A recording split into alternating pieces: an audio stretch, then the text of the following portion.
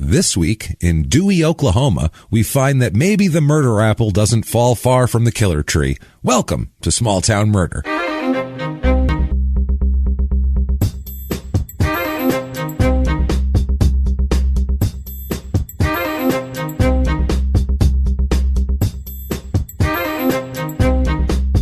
Hello, everybody, and welcome back to Small Town Murder. Yay! Yay, indeed, Jimmy. Yay, indeed. My name is James Pietragallo. I'm here with my co-host. I'm Jimmy Whisman. Thank you, folks, so much for joining us for episode 100. Yes. Oh, we're very excited. We made it to all the way to 100. This is so amazing. Our tuxedos are pressed. I mean, my tie is straight. Jimmy's tie is straight. It's on this T-shirt. Right my top hat didn't even fit down here in the studio. I had to tilt my head. It was very difficult. I had to take my white gloves off to get at my notes and everything. But we're formal, but we're ready to rock and roll here. James, you look great. You too. You're looking sharp. This T-shirt and boxers is really. I feel a smidge underdressed. Well, you should, Jimmy. I brought a cane. So I've been swinging a cane. That's why I wore boxers. Yeah, well, that's nice. I appreciate that. And your sweatpants with the holes in them are very impressive. They're just slung over my shoulder. Here. I'm excited here. Thank you guys for everything you've done for 100 damn weeks for us. 100 episodes. We can't thank you guys enough. Especially want to thank everybody who's given us reviews, iTunes/Apple Podcast purple icon reviews. Thank you so much for those. They really mean a lot. They drive you up the charts. They help a lot on that.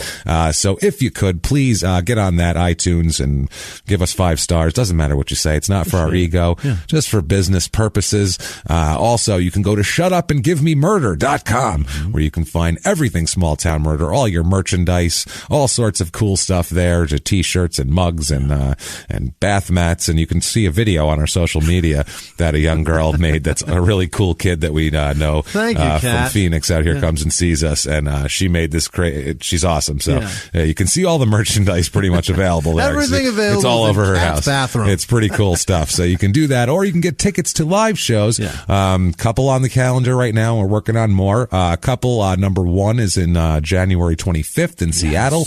Get your tickets there. At the Neptune. At the Neptune, and then in West Palm Beach, Florida, at the West Palm Improv down there on February 21st. So get your tickets down there and come to Florida. Come hang out. Exciting stuff. The shows are fantastic. Buy your tickets and come hang out. Get them now. Otherwise, you can also, if you want to help the show, you want to be one of our special people, one of our producers, you can do that very, very easily by going over. Well, you can do it right from the website, shutupandgivememurder.com. Take a link over here, or just go to patreon.com/crimeinsports, which is the name of our other podcast, which I don't understand if you're not listening to it. If you like this show at all, you will like Crime in Sports, maybe more. Maybe. Doesn't matter if you like sports. You don't have to like sports because it's mainly about crime and it's mainly about panhandle behavior. Crime in Sports is 2 hours of panhandle behavior. Right. That's all it is. So you should really, really listen to that. It's a good time. Or you can go over to PayPal, use our email address, which is crimeinsports@gmail.com. Do that. So Shut Up and Give Me Murder is where you can do all of that stuff. Shutupandgivememurder.com. That's hard to say. We're very excited with this new year. We have a crazy story for episode 100. I've been saving this one. Just it's in the back of the stove, simmering, going, I can't do it yet. It's got to be for a special week like this week. Next week, we're going to be New York. It'll be the state next week. But it's going to be interesting. We've been traveling so much. Yeah. We were like, we're going to be in, I'm like, are we going to be fucked? Did I book a flight? Shit, damn it. I'm in trouble. Got to do the disclaimer. You'll be in New York. You won't be. Got to do the disclaimer here. It is episode 100, but we still have to do it. New people come aboard all the time, and you never know. So let's get on with it. We have to do the disclaimer. This is a comedy podcast. Right. We're comedians. We're going to make jokes. All the facts are real. Yes. This isn't like made up. It's not The Onion from 5 years ago or whatever. This is it's not a mockumentary. Nope. It's real. This is a real deal. But we're going to make jokes. We do make jokes at the expense of small towns because, everybody's from a small town. Sure. They're all shitty, and we're all going to make fun of all of them equally. As a matter of fact, we have the one from my small town coming up soon, and so I will make fun of it unmercifully, way worse than any of the other towns we've ever made fun of. So you can see that everybody gets it. A good tongue lashing. That's right. We get a bumbling police force, some lawyer that didn't do his job, a murderer. We're going to make fun of those people. But what we try not to do, what we go out of our way not to do, is we try not to make fun of the victims or the victims' families because we're assholes, but we're not scumbags. That is true. We're still not scumbags even after 100 episodes. So if that sounds good to you, awesome. We are going to have an amazing time. If you think true crime and comedy should never go together, you're probably not going to like the show. You're in the wrong place. You're in the wrong place. If you just want to have a good time, stick around. But then don't complain afterwards that there was jokes because we warned you. That's what this disclaimer is to warn you that there's humor. So that you're not in the wrong place at the wrong time. That's right. Dateline's a good show. You should listen. Case File, those are good. Listen to those. I don't know what to tell you if you want something dry. But the rest of you, I think it's time to shout from the rooftops, from your cubicles, from the inside of your cars, maybe with the windows closed, we'll see, or open, depending on your weather. Let everybody know it. Tell them, shut up and give me murder. That's right, God damn it. Let's go on a trip, Jimmy. What do you say? Okay, let's head on a trip. We're going to Oklahoma again. We were our last trip to Oklahoma was so crazy in Phillips that we had to go back because Oklahoma is the middle states. Oklahoma, Kansas has a bunch of a plethora of lunacy going on. I don't know what the hell's going. I don't know if it's the wheat or what's happening there that's causing this insanity. Goddamn Jayhawks. This is a crazy damn case. That's all I know about Kansas. Damn Jayhawks. I know Dorothy, the Jayhawks, I was going to say, and fucking Wizard of Oz, and that's it. There's a lot of shit growing. It's pretty flat if you drive through it. There's not a lot happening there in terms of topography. Not a lot going on. We're going to Dewey, Oklahoma. Okay. Oh boy, Dewey, Oklahoma. It sounds like hillbilly. It sounds like a made up place. It does. Like where some hero high school quarterback came from in a movie. You know what I mean? It's from Dewey, Oklahoma. It sounds like the setting for a flat top for a sketch comedy where they're just talking about cousin fucking. That's true too. Yeah, some hacky shit from 91. Some hacky bullshit. Well, I fucked my cousin last night. I fucked my cousin this morning and your cousin. What do you think of that? They're double cousin. They're certainly telling the old "how do you circumcise a hillbilly" joke. Oh, absolutely, I would say all the time. It's going to happen. Yeah, there's going to be a scene where somebody is raped but also enjoys it. Yeah, it's going to be bad here. Yeah. Well, this is Dewey, Oklahoma. It's in northeastern Oklahoma, very north Oklahoma. It's like 15 miles from the Kansas border. Okay. So it's way up there, near the northern border, but not in the Panhandle. That's in the western part. Got it. And that's a hardcore Panhandle. This isn't in the Panhandle. But you'll be surprised by that, judging by the behavior. It's about 50 minutes to Tulsa, Oklahoma, 2.5 hours to Oklahoma City, and 3 hours to Phillips, Oklahoma. All right. Our last, stay the fuck out of there. The scene of the last horror that we witnessed in Oklahoma. Jesus, that was a mess. Sound almost killed me. That was a fucking disaster. As me as I'm researching, I'm like, this happened? That's the one. I think that's the one I laughed the hardest at. That was because there was no. You didn't even have. It didn't need us. Right. We could have posted text with the Apple computer voice reading it, and you would have cracked the fuck up laughing. I could have just posted court document text and speak and spell, and you guys would have been like, "This is hilarious. These guys are geniuses." A speak and spell podcast would probably crush. It might. Crush.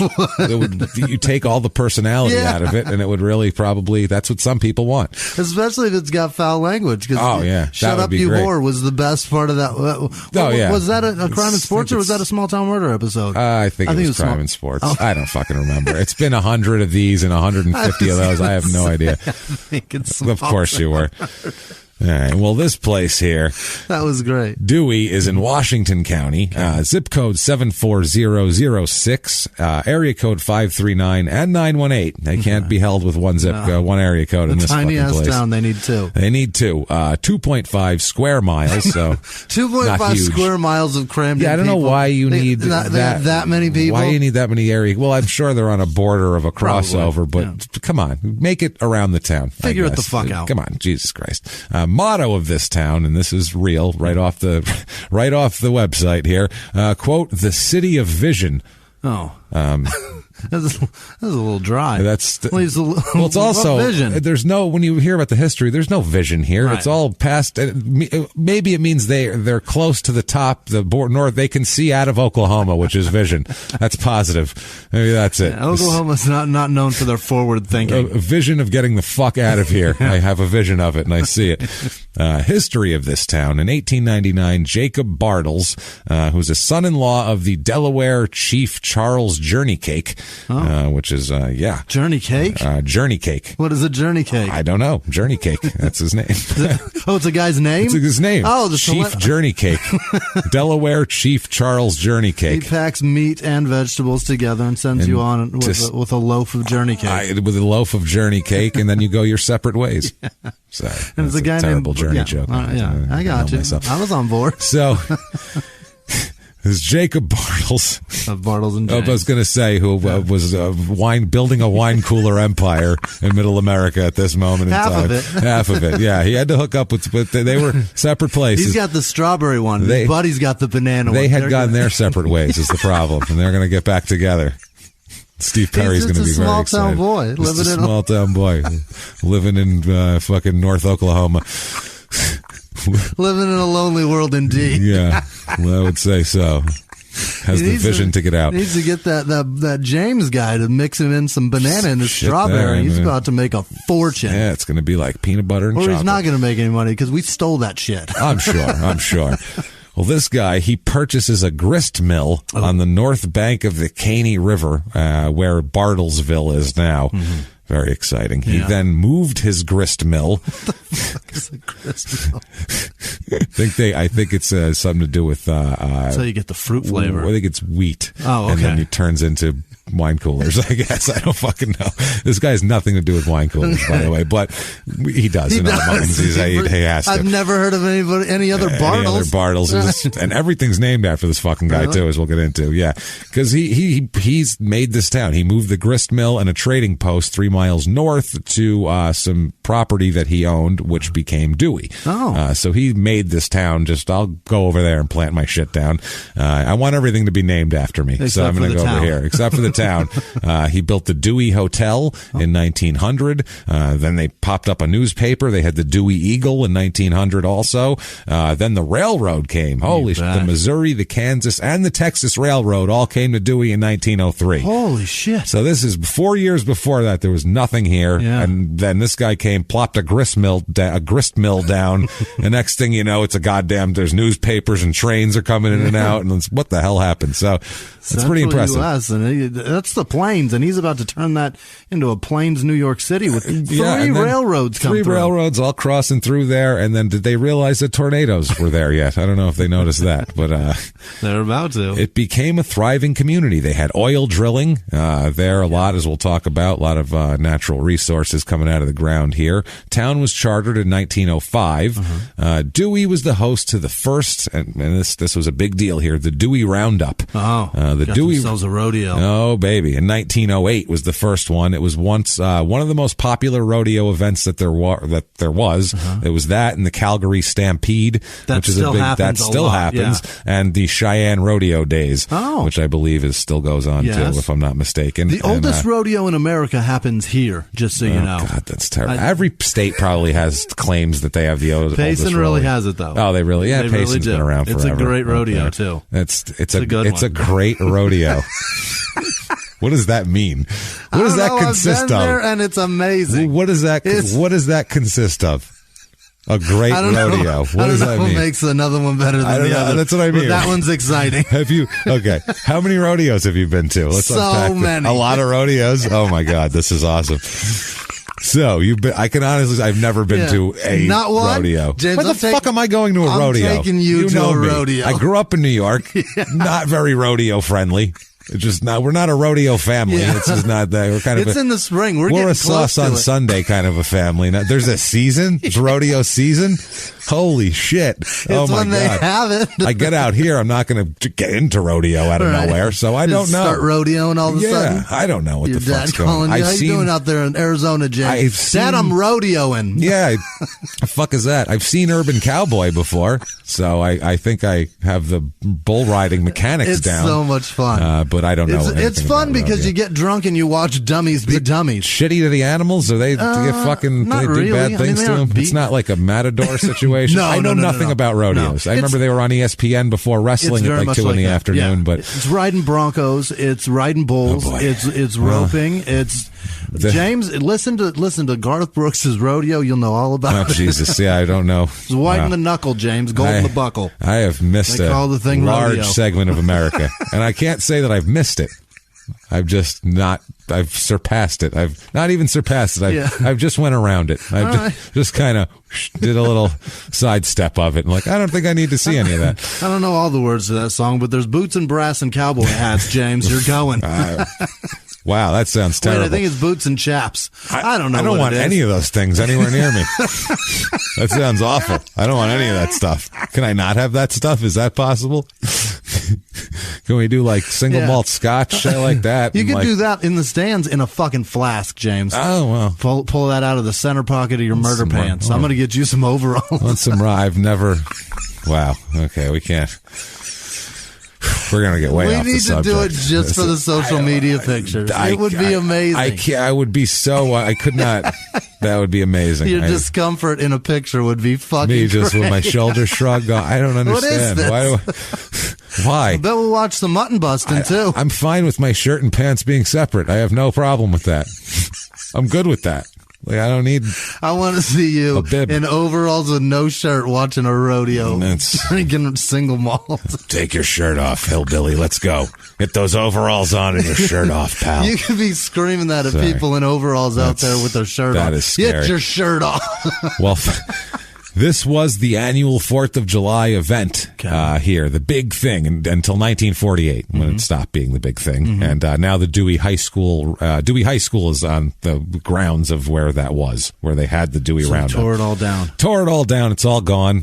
But they did have the Dewey Portland Cement Company. That opened in 1906 and was a major employer in the area. That was like everybody worked at the cement company until the 1950s when they laid everybody off. And then obviously the town went down a little bit. The town, these small towns that are kind of by themselves, like kind of out in the middle of nowhere, they ebb and flow based on a company coming in. You know, if a company leaves, well, then a lot of people leave too, because that's half the jobs just left. So one of those things. But they're betting on that company thriving too. Yeah, the people that live there. So a lot of the buildings and everything were made with Dewey Portland cement.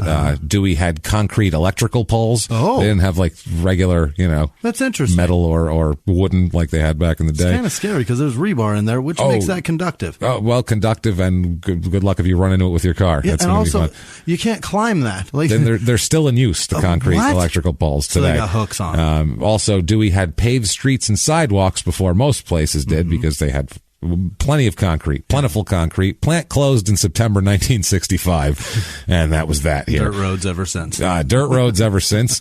In 1907, they had 748 residents. So that's from nothing to that in less than 10 years. Tom Mix is a guy. You know who that is? Yes, I do. Okay, he's as an actor. He's a famous silent film guy. Yeah, he was the town marshal in 1912 here. This is super weird. It's home. Dewey is home to the Tom Mix Museum and hosts an annual Tom Mix Festival. How about that? And Wild West show. Combined, they're known as the Western Heritage Weekend. Tom Mix serves as the city's visitor, as the information center. The Tom Mix Museum is like it's where you go if you want to know about the town. James, the last 3 words in Tombstone are Tom Mix wept. Oh, that's right. Yeah. He cried at silent. That's right. Yeah. That's right. Okay, you're right. There you go. That's who he is. There you go. Fucking good to have a hillbilly here. So, thank you, Jimmy, for that information. Thank God for my dumb knowledge. Thank God for your knowledge. I knew something. You did. Yay. 100. Hey, episode 100. Like 100 of we these. did it. Ring the bells. I'll sing Hava Nagila right now. That's my moment. That's awesome. You knew it, man. And I know that line too. I never put together with who the fuck that was, though. I was like, oh, that's, I don't know, his buddy or something. I don't know. Movie's over. Yeah, apparently so. The vintage concrete jailhouse is called the Tom Mix Jail, and it's by the Dewey Hotel Museum. It's just, to look at some Old West shit, basically. People in this town, 3,499 people reside here nowadays. It's up 5% since 1990. Okay. So I don't know if that's just births or people aren't dying fast enough or what here, but the median age is lower than normal. Usual average is 37 and a half. Here it is about 35 and a half, which is weird. It's weird too because the female population is about 56%, which is way out of whack with normal and usually denotes more old people. than here. It's very strange. I don't get it. The age groups that are high are 0 to 4 years old and 75 to 84. That's bizarre. There's a lot of babies and a lot of old people. Old people are churning them out. You got to say, medical science these days, it's pretty impressive when the 75 to 84 class can have all these infants. Yeah. It's going to be rough in 10 years when they have all these orphans, but everybody drooling at the same time. It's going to be beautiful. Married population, right on course. Everything here is pretty much statistically right on course, except for single with children is twice as high as the average, which is there's a little higher divorce rate. Maybe that's it. Also, way high. It's almost 3 times the widow rate here, which would explain the high female population. But I guess every old person that lives here is a widowed female, apparently. It's the only way to calculate the population deal. I'm not sure. Race of this town, this is, wow, it's actually below average in white. All right. What's the first time we've seen that, I think? Oklahoma's the progressive state? No, it's not progressive. We'll find. It's 62.77 is normal for white. Here it is 62.03. Okay. So, right under there. But 1.35% black. It's not black people. 2.27% Asian, so not both well below the averages. Native Americans about 15%. There you go. Which it's usually about half a percentage of half of 1%. And here it's pretty heavy there, and about 10% Hispanic. Okay. So religion in this town, Jesus Christ, 71.1% of the people here are religious. Oof. That is a lot of religion. That's one would say too much, James. That I'm one. Me. Probably you as well. Very much so. That's a little much religion, I think. That is some Alabama level religion. And speaking of Alabama level religion, 28.1% are Baptists. My Christ. Baptists, the Catholics of the Plains now. What the fuck is this? Baptists, the Catholics of the Plains.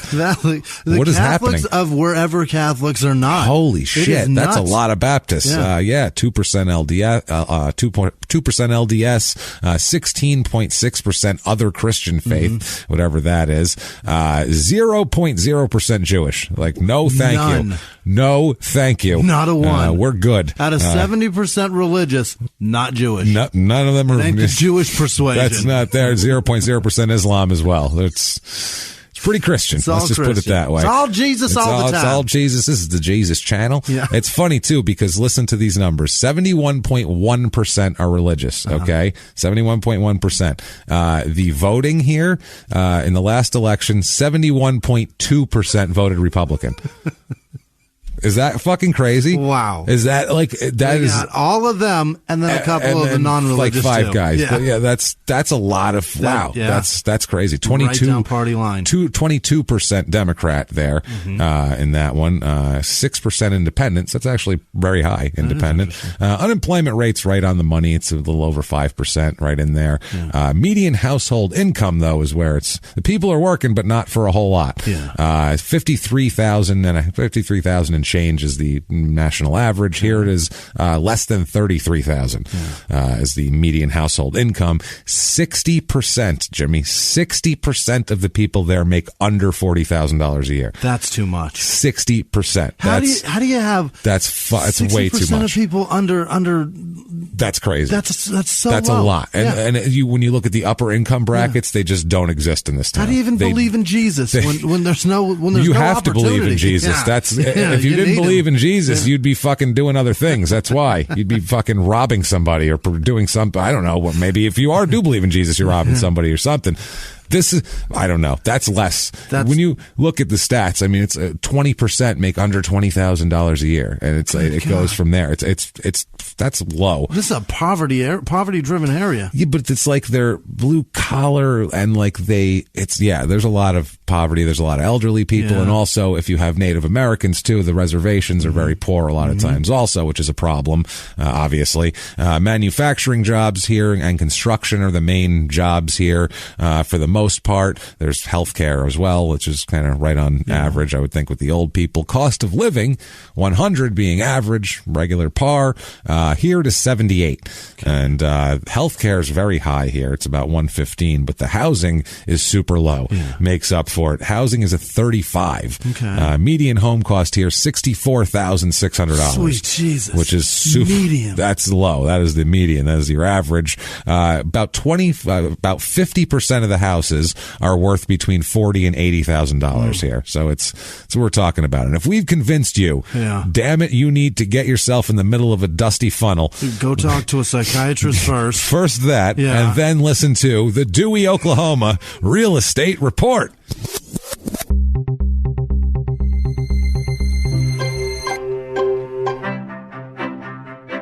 Your average 2-bedroom rental here is about $760. It's about $1,240 on the national average, so that's low, but the houses are so much cheaper. I don't know why.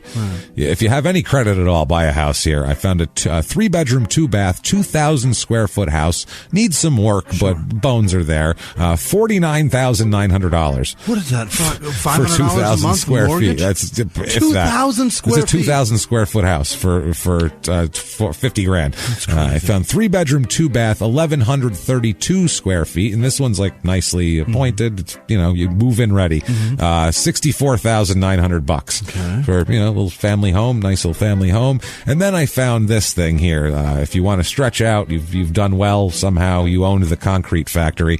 I found a 3-bedroom, 4-bath, 4,637 square foot house on 20 acres. It's handicap accessible, the whole home, and it has 2 horse shelters on the property and a quote gigantic garage. $445,000. Wow. Which somewhere else would cost you way more than that. Yeah, way more than that. That sounds great. Yeah, things to do. This is the one here, Jimmy. Yeah. Never mind the rodeo. Yeah. Dewey Duck Derby. What do you do there? We're talking about. It's a rubber duck race held on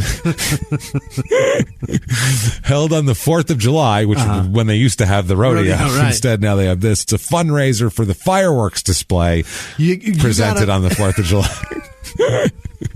You know how you guys enjoy those fireworks? Well, you're not having them unless you pay for this stupid duck race. Sorry, duck races. It takes precedence. People, quote, adopt the rubber ducks. You know, they sponsor them, basically. Then the ducks are set loose. Obviously, they do their thing. The first few ducks, they medal. They have duck medals.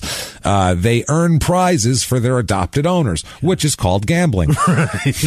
You put money down, and then based on the result of a contest, you receive remunerations. Right. That's called money. That's called gambling, is what that is. There's no other word for it. 100% gambling. That's the exact thing, but all the Baptists there can say they're clean and they don't gamble, even though they all fucking just pay for the fireworks display and then race ducks and cheer for them. You don't have to gamble on it. Just makes it a little more interesting, doesn't it, folks? How do they race these things? Do they put them in they put them in the water? I think they put a lake. It's probably a little. Who the fuck knows? They gotta have rapids. They call it. They set loose on an aquatic obstacle course in the park. Oh, geez. So I assume they probably have a water flow that's pulling them in one direction, because otherwise they would just all float 3 feet from being pushed, and then just in a stick together like the garbage heap in the Pacific. Wherever the wind blows, just blow them all kind of together with one straggling behind, caught on a leaf or something. They ought to make you try to make the goddamn thing aerodynamic. You know, like build your duck and bring it down. If you could, like a duck whittling contest. Yeah, that's the 3rd of July is the duck whittling contest, and then they float them the next day.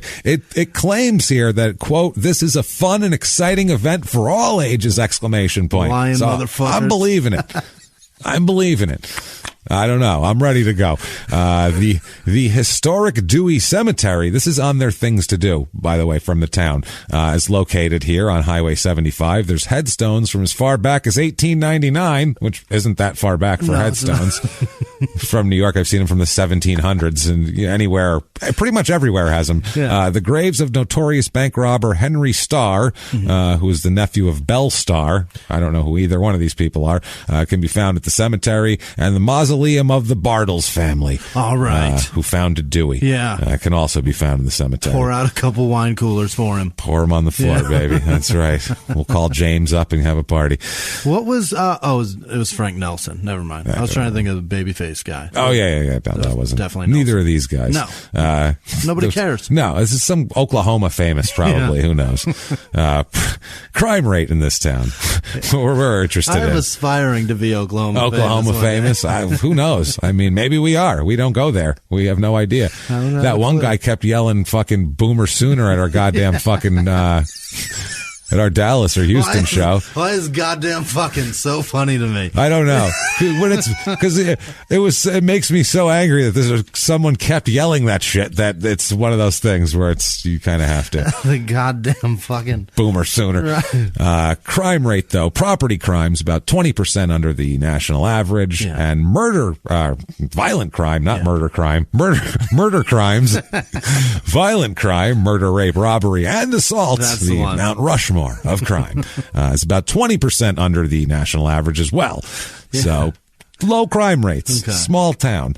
Now the murder in this town, this episode is fucked. Let's just say that right on the start. I was going to have these, better adjectives for it, but that's the one. It's much better. It's crazy. There is, when we get done with a murder and, things go, that's not the end of it. There's more. Okay. Trust me, there's a lot more, and it's not just court stuff. When you think he's not going anywhere, he's going somewhere, and then there's more, and then there's even more than that. Unbelievable. It keeps giving, and then at the end is maybe the craziest shit of all is the very end of this episode is one of the last lines of it. So you got to stick around. There's some of them better than Tom Mix Wept, dude. This is better than Tom Mixed Wept as far as a lunatic goes. Yeah, this is crazy shit. So the first guy we're going to talk about here, let's talk about a guy named Daryl Wayne Hill. Okay, Daryl Wayne Hill, and we'll tell you what all happens to him in his life a little later, but in the end. But Daryl Wayne Hill is born in 1940. He's from Sperry, Oklahoma. He had a shit childhood. He grew up with some, from the 40s and 50s in Oklahoma, rural area. His father was a criminal from day one. Always a criminal, always in schemes and scams, and he was like a Central Plains gangster, basically, like a low level shit mafiosi from the wheat fields. Sperry, is it spelled Sperry like the shoes? Sperry. Yep, I don't know what the fuck Sperry shoes are. Sperry shoes, like they're fucking, I don't know, they're old people shoes. Oh, well, that's probably why I don't know that. Catch me back in like 30 years and I'll be like, those are let me look on my shoe. There, hold on. Wearing a tracksuit and Sperry's. Probably, yeah. Hey, what the fuck? Why not? We both will, Jimmy. What are you talking about? Well, you're damn right. That's right. I'm wearing Clark's right now. I'm comfortable. Close. They sound comfortable. So,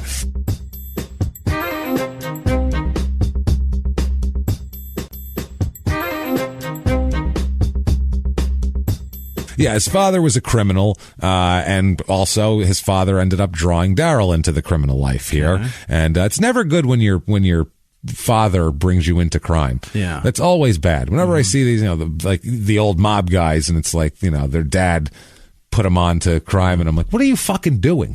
I get that that's what you're doing, but that that's probably not the best thing. Why would you do that? There's a lockup episode where the dad, like, there's like a dude that's like the baddest dude in the prison, and he finds out that his son is in the same prison, and he cries on camera, and he's like, I never wanted it like this, and he's like losing his shit, and then because it's fucking TV, they get them together, and they're not supposed to be. You're sort of foreshadowing this, Jimmy. This is a crazy. Oh my god, this whole thing is nuts. Okay. So it shit trickles. Things trickle downhill, and shit trickles even faster. It does, because they're logs and they roll. They run. That's the problem. They'll roll right down Gravity. the fucking hill. Shit trickles down fast. Gravity can pull water all at once. It doesn't seem to. Shit log It picks things up like a snowman ball. Like it just by the end of it, who knows what it is? There's shit at the core. There could be leaves and flowers on the outside. You have no idea, but inside, it's just a shit core. There's a Ford F-150 attached to that thing. That's it. It doesn't matter. But the center is just a shit log. It's just it's like a nougaty center of shit. That's the problem. That's disgusting. Disgusting. So, Darrell Hill here, he, when he's 21, he marries a 17-year-old girl, which in 1961 was not considered weird at all. That was considered, that was a close one. She was almost an old maid. Thanks for not molesting a minor. Well, she was almost an old maid. She's got a 14-year-old sister. Do you have any brothers? Any older brothers might want to take her on? Because we got to get her knocked up here. Yeah. This is Oklahoma in the fucking late 50s, early 60s. Let's go. Her womb's as dry as the land. No one's going to want her soon. We're going to have to send her to secretarial school, and that'll be the end of it. There you go. She'll be an old maid. That's what they used to tell these fucking girls. This is a girl named Virginia. She's 17. They met in high school. Must have been either he failed a lot, she was really smart, or it was a junior, senior, freshman situation. I'm not sure. He was working there. Yeah. Well, it's funny because I feel like they might have run with a similar crowd possibly because they first met in high school and then lost touch with each other and then met later on when they were both in a drug rehab facility. So, hey, I know you from science class. Remember me? Yeah. You're fucking smoking crack too? Although they weren't smoking crack back then, but this is so weird. I'm sure maybe junkies, I'm sure. Probably. Because that's what you'd go to rehab for back then. Back then, that's just... you'd have to be like... You'd have to be on... Have a needle sticking out of your arm. Maybe, definitely not coke, not in Oklahoma. No, not yet. No, that shit didn't get there till, I don't know, 2 weeks ago. Yeah. I think they just got coke. It's on its way. Probably it's on... Guys, to find out everyone in Oklahoma... Any minute now, you're going to get cocaine. And it's going to be crazy. It's going to be crazy for a while. And about 20 years after that, people will start making crack out of it, and you'll catch up eventually. But just watch out, guys. Wait till you guys find out about pills. Oh, you're going to go nuts. Well, that's what they know about there, because that's there, but not the coke yet. 1962, after they meet, Virginia gets pregnant.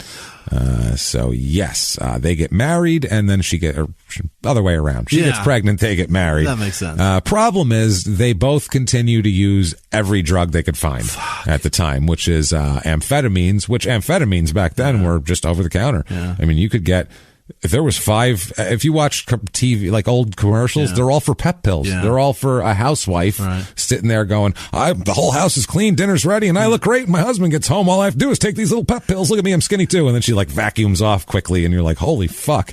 Right. And that was speed. Right. That's what they gave people. Also weed, alcohol, Secanols, which is a barbiturate, that was popular in the 60s. Very popular with bikers in the 60s. That was like the Hells Angels choice drug was Secanols. That was, if you read Hunter Thompson's book, Hell's Angels, like everybody, he's like talking about different guys. He's an all right guy during the day, but come dusk, he starts taking handfuls of Secanols and walking around looking agitated, and you don't want to get in his fucking way at that point. Why take drugs that make you like that? I don't know. That's what I would wonder too. Fun. Well, the point is, the guys he was talking about, I think probably had shitty upbringings where this was just all part of it. You know, it was all part of one big cocktail that was being shaken and stirred at the same time. Or this just makes them themselves. Yeah. No shit. Also, they had cocaine from back then, whatever their version of it was, heroin as well, and even moonshine whiskey. Fuck yeah. Whatever they can get their fucking hands on. Also, they used something they called Valo, which was a nasal inhaler that they would inject 4 or 5 times a day with amphetamines in it. So, obviously, that's the way you want to ride your pregnancy out. Fuck yeah. And, but they did this together, and they just pretended like it wasn't a thing. I mean, back then, people would smoke and drink and shit when they were pregnant. But staying fucked up. Yeah. They'd have drinks and smoke, and, kids were, for the most part, fine, but they weren't fucking doing heroin and moonshine and Secanol and shit. That's, I don't think, good for your kids. Probably not. They had a baby on March 17th, 1962. Addicted to what? St. Patrick's Day. Well, he was born on St. Patrick's Day, so take your pick. Who knows? They named him Billy. They named him Billy, and because he was born on St. Patrick's Day, they threw a Patrick in there. Yeah. So he was William Patrick Hill. Okay. Billy Patrick Hill. So they said, fuck it, throw that in there. I thought you were going to say they named him like O'Reilly. Yeah. And just foregone their entire last name. They named him McDonald. Right. We're going to give him the most Irish of last names. Let's give him a different last name, because we could flake out at any time. We don't want him tied to us. You know how that works. So little Billy, when he's a month old, his parents have a custody dispute because not a stable couple, one that does, just any drug they can get their hands on all day long. And you add a child into that mix, stress will happen. You can take the straightest, most fucking well-prepared people in the world and you throw a newborn in their laps. There's some stress in that relationship immediately. Anxiety levels rise. Just because you don't want to break it, right. So whatever. But I don't think they were that concerned about that. But Daryl here tells Virginia that he's taking Billy and leaving. He said, I'm going to take Billy and get the fuck out of here away from you, and you ain't doing shit about it. I think that's kidnapping. That is kidnapping. Yeah. But in the early 60s, that was considered a father who takes care of his children. That was... He's a concerned father. And then they backhand the woman, call her hysterical, and give her some pep pills and send her on her way and tell her, I don't know, cheer up, bitch. What do you want from me? Call her hysterical. That's what they do. They call her hysterical, and they send her to a psychiatrist who would then tell her to cheer up, bitch, would be the answer to it. And they'd send her on her way with more amphetamines and no answers to her problems whatsoever. And a kidnapped child. Right. That's what the 60s were. And a man on the lam with a child. And as she's sent out, the doctor grabs her ass too on the way out. And he goes, not too bad, sweetheart. Work on that. You got a couple extra pounds. Keep that toned. That's what the 60s were like. Horrible shit. You want to fix your life? Keep that toned. I don't know. Smacks her on the... You want to look, tell you what, that kid's gone. That man and that kid, they're gone. You want to snag a new man, maybe spit another kid out. I would tone that ass up if I were you. That's my advice to you. Cheer up, bitch. Have a good one. Refer all your friends to me. I'm a great psychiatrist. You feeling better? Feel better yet? Feeling better. This guy advertises for all female clients, 1 visit only necessary. That's it. That's his special. I'll cure any female in 1 visit. Yeah. Just says, cheer up, bitch, and sends her on her fucking way and solves none of her problems. Turn around, let's see you shit up. Yeah. Tells her she's wrong and could drop a couple pounds. That's how that works. Perfect. So, Jesus fucking Christ. Awful. That is Betty Lou Beats callback, by the way. A lot of people wear that cheer up bitch shirt. I love that shirt. I do too. It's so good. It's like most women have that shirt on. I'm like, that's the best. I love it. So while Daryl was passed out... That's the funniest 3 words. It's so funny. It's just good. Awful. That should have been the end of Tombstone. Cheer up, bitch. Cheer up, bitch. Sam Elliott. Was it Sam Elliott? No.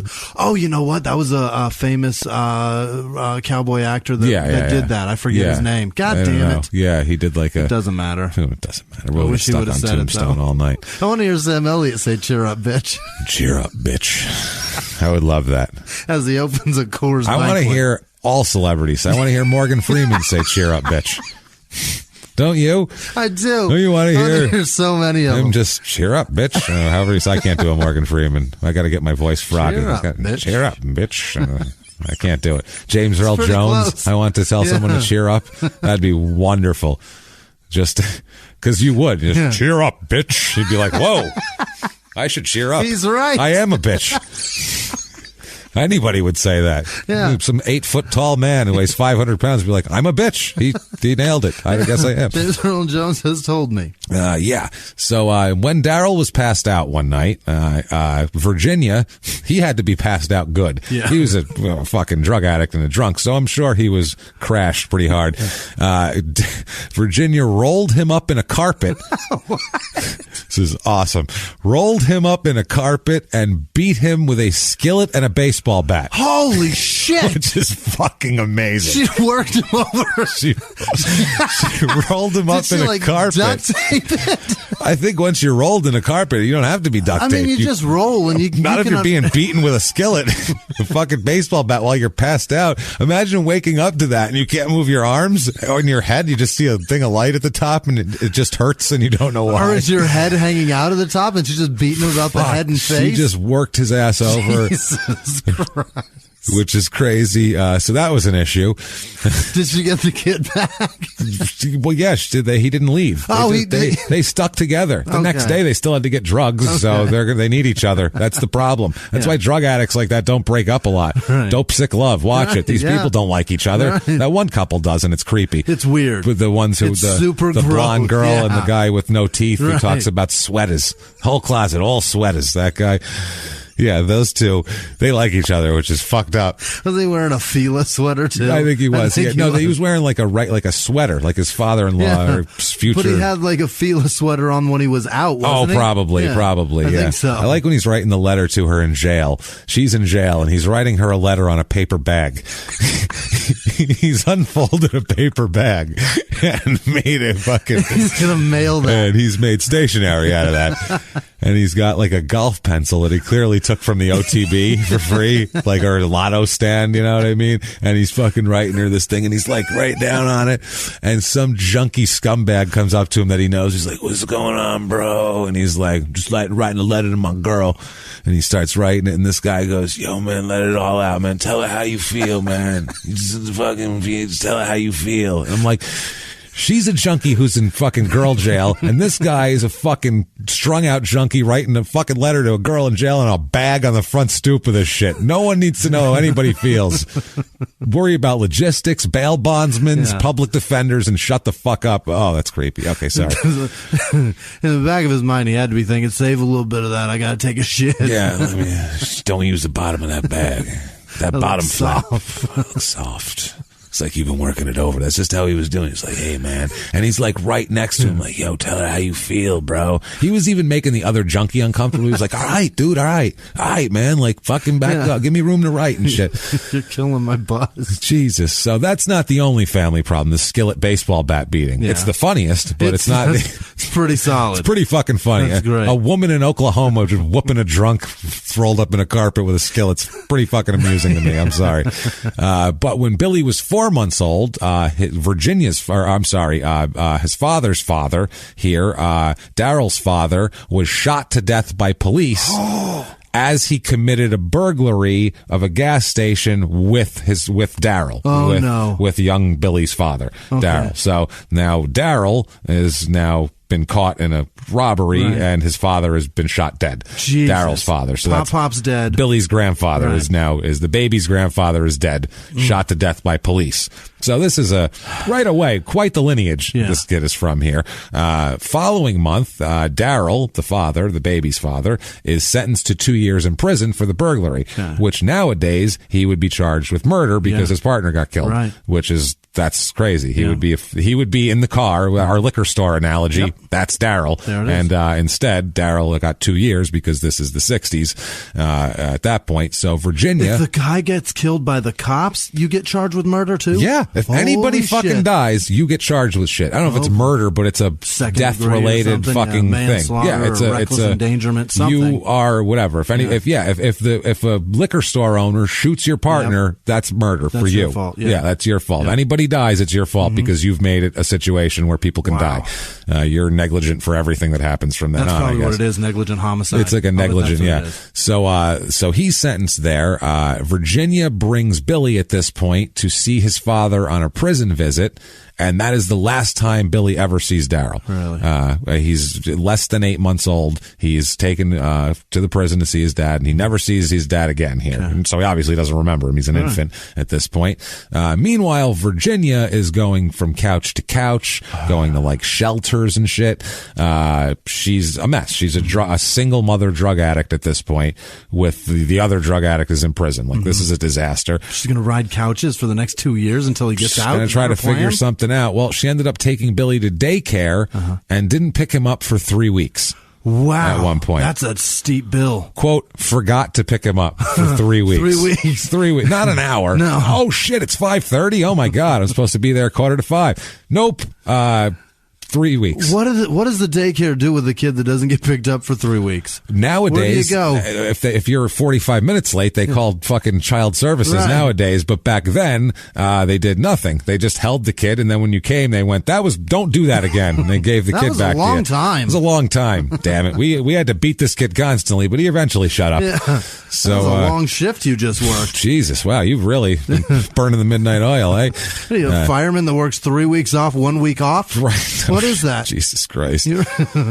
That's a crazy shift. When Billy is less than a year old, he's a little over 8 months old. Finally, Virginia just gives him up for adoption, which is the best thing that could happen. 8 months old. 8 months old. Okay. The best thing he doesn't remember any of the horrible shit that he's seen, skillet beatings and the like. 3 weeks at a daycare center. 3 weeks at a daycare center, and he's gonna hopefully get anything's better than this. Anything. Foster care is better than this, and that's fucking spotty. That's where he's at. Yeah. So anyway, meanwhile at this point, Daryl, he gets out of prison and keeps up his behavior, obviously, because what the fuck else is he going to do? If you get arrested committing an armed robbery with your father who's killed in the process, you really, your life is pretty fucked at that point. You're not going to get a square job, probably. You're not going to stop now. What's the point? No. Now, Billy ends up being adopted. Okay. Lucky for him, his name is changed to Jeffrey Timothy Landrigan. Landrigan, we're going to call it. Is it like Land Dragon? It's Land, R-I-G-A-N. Okay. Landrigan. Landrigan, we're just going to call it. Landrigan. Mm-hmm. Sounds good. Jeff. Yeah. Good old Jeff. Good old Jeff. Jeff grows up with his his adopted parents in the Landrigans. The Landrigans, yes. You know, the Landrigans. Yes. You know them from church. From the Baptist church, the Landrigans. They got a son named Jeff. Jeff. Yeah, there's Jeff. You know that. Board. You know Jeff from the Baptist. Yeah, you got it. So he's Jeffrey Timothy Landrigan. Jeff grows up in Bartlesville, Oklahoma. Yeah. Home of Mr. Bartles himself, baby. Motherfucking Bartles, baby. He goes from Bartlestown to Bartlestown. He's not messing around. I feel like they really blew it with a cement factory and Tom Mix as your mayor or governor or whatever he was. Mix. He could have been a fucking cement town. So many. Our mayor's puns. name Mix. Yeah. That's how into cement we are. That's how much we. We fucking care. Our company is Tom Ready Mix. That's Tom what it's called. Ready Mix, and on top of that, our wine coolers half cement. So.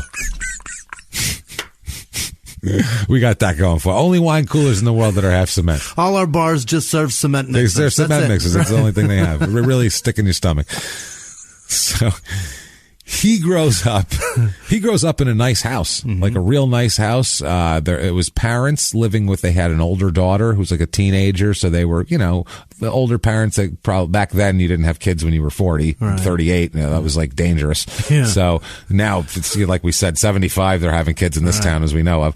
Yeah. But back then they didn't really do that. So that you would adopt a kid if you wanted another kid, and they go out and they adopt Jeff here. But the daughter was perfectly well behaved, proper, the whole deal.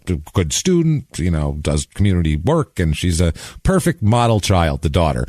Jeff, his parents notice that he has a bad temper right away, which you have to wonder, what the fuck was he born addicted to? Like you were saying too. Who knows what his nervous system and his brain has been. And the doctors didn't do anything about it. No. He had to quit that shit cold turkey. Know. Yeah, they didn't know. And they just, And not even cold turkey, because if he's nursing, which he probably is. They weren't affording formula. Right. Put it on my tit and then put the needle in the other arm. I'll rotate shooting up each tit. I can't have the needle in the same arm the tit's on with the kid. Jesus Christ, he's going to bump you fucking moron, goddamn idiot. Well, wait till you fall asleep, roll you up in a carpet and beat you with a skillet. I'll tell you what. We figured out what the argument was about. That's what Jesus Christ. Kept bumping the plunger with the baby soft spot. God damn it. So that's a shame when that happens. So he has a terrible temper, young Jeff. Gets in fights in school. By the age of 10, he's abusing alcohol. Jesus. By 10. Not 10. That is very young to abuse alcohol. But I got to assume the parents don't know. No, I don't think they do. They don't know what to do, and they don't know what to even look for here. At age 11, he's arrested. Oh, my God. For burglary and attempting to break into a safe. Which is crazy. This is 11. This is pre-junior high school. He's pre-middle 11, school. And he's ready to, at least, he looks at a safe and goes, I can crack it. I think I can get whatever's in there. I can get in there. That's scary. At 11, I was like, how does that even lock? What is that? You put your ear up and you listen, and like in the movie. Right.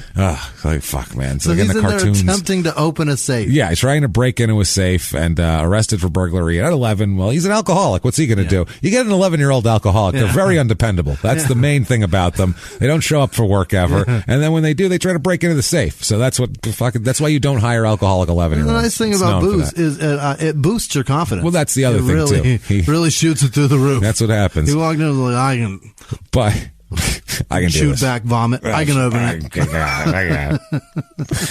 So junior high school, by middle school, he's got a serious drug problem, which seems early for that. He was using drugs before he went to school, during school, after school. It's like 7th grade. That's too young for this shit. Several times teachers had to wake him up at the end of class because he fucking nodded off because he was on whatever the shit. He was a total drug addict. He started skipping school. He was stealing cars, spent time in juvenile detention centers all over the place. And these parents, they don't know what to do. These adoptive parents, they're like, our first kid came out perfect. We've had this one since he was a baby. We got the puppy young. He should be good. Right. Like, what the fuck is wrong with this kid, basically? He's cited for curfew violations, public drunkenness. He wrecked 2 of his parents' cars in alcohol-related accidents as a teenager.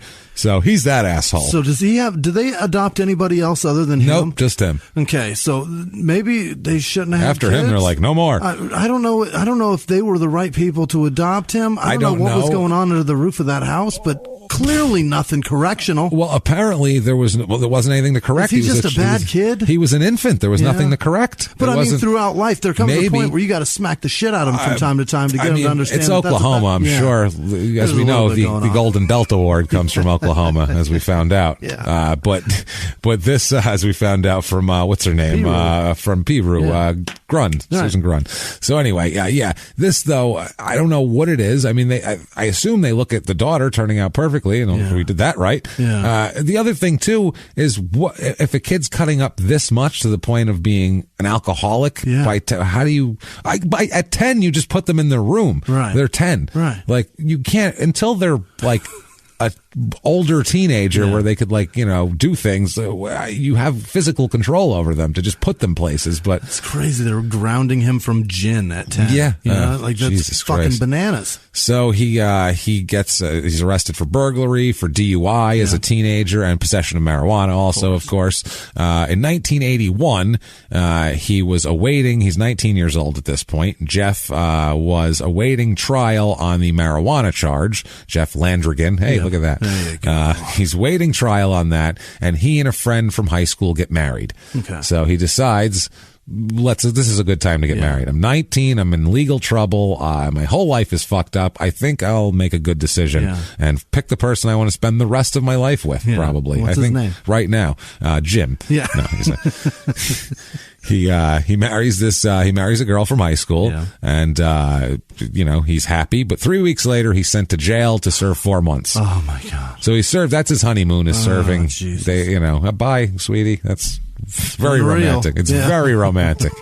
The whole thing's really just a dream. Barely had a chance to consummate. Swept her right off her feet, and it's a dream, Jimmy. He's living a fucking dream, this woman.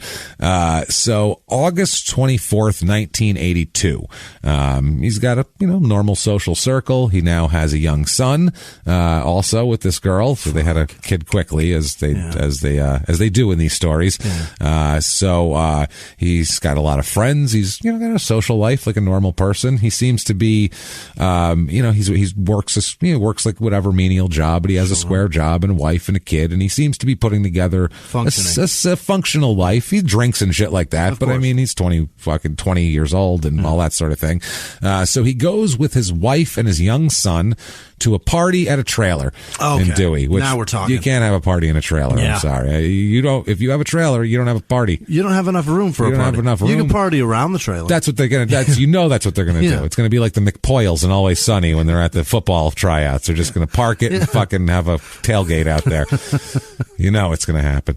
That is a great family. Of characters, funny. They did a great job making They're pretty funny. They're goddamn funny. The girl is terrifying. That's Marilyn Rice, which is hilarious because she's so not terrifying in real life. She's like, nice looking and kind and make her a very normal person, and they make her scary. It's frightening. Repulsive.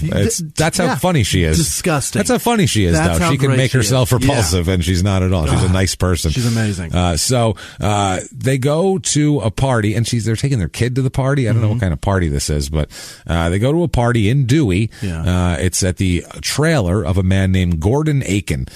which, like you said about somebody else, I think that's Garth Brooks' real name, Gordon Aiken. Yeah. That sounds way more than Gary Campbell was the last one. I think there's actually a Gary Campbell country singer. There probably sure is. There got it. Well, there's probably a Gordon Aiken too.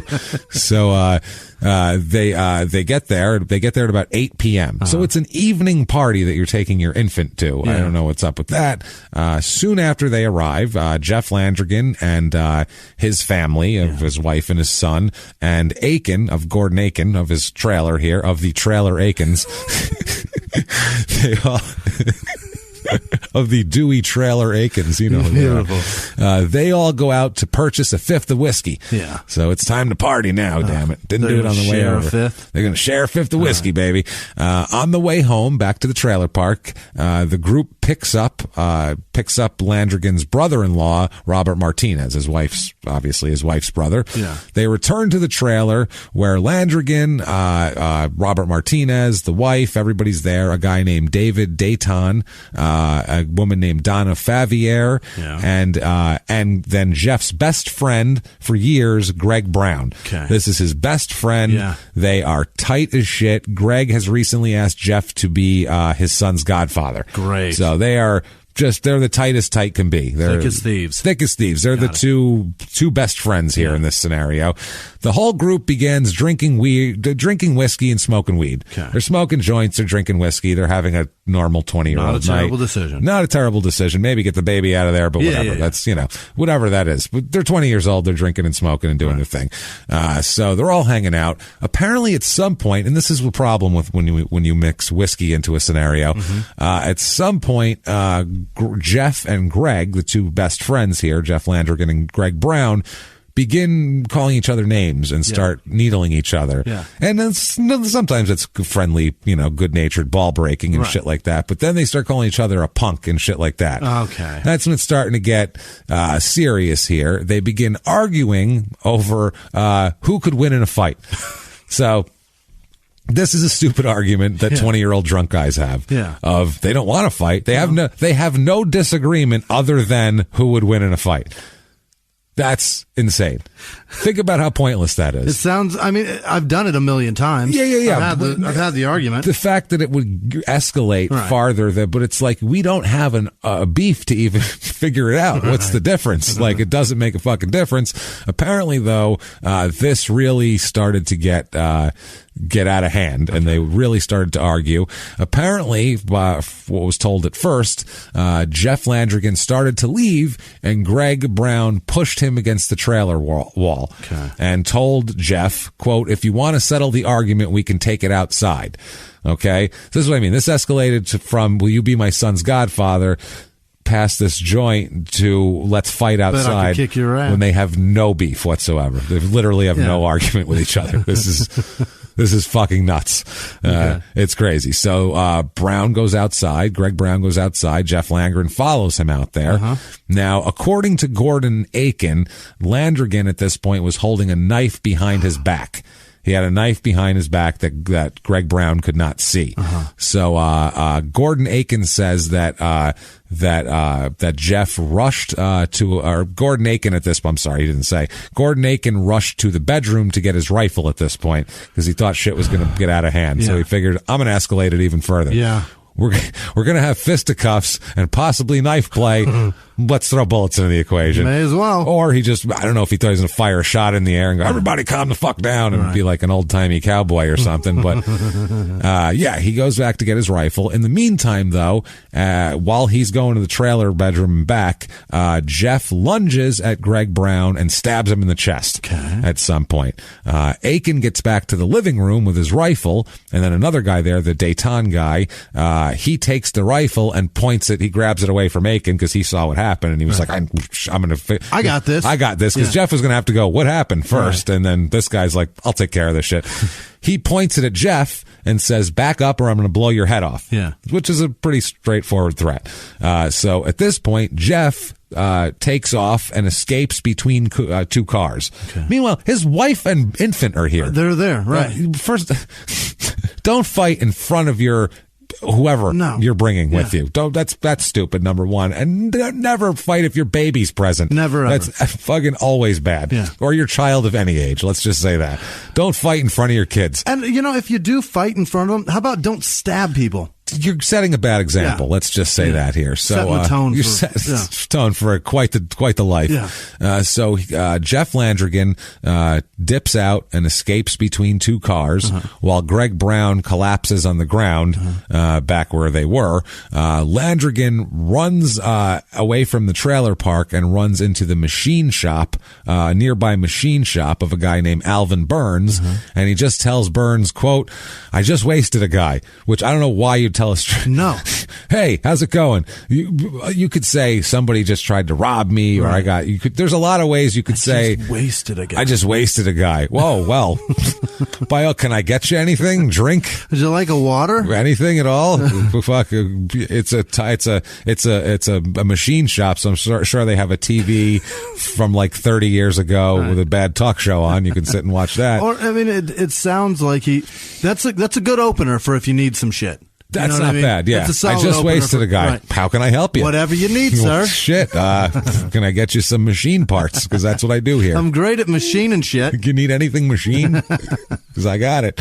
I can make parts. Right. He tells him he wasted a guy, which is fucking interesting. Yep.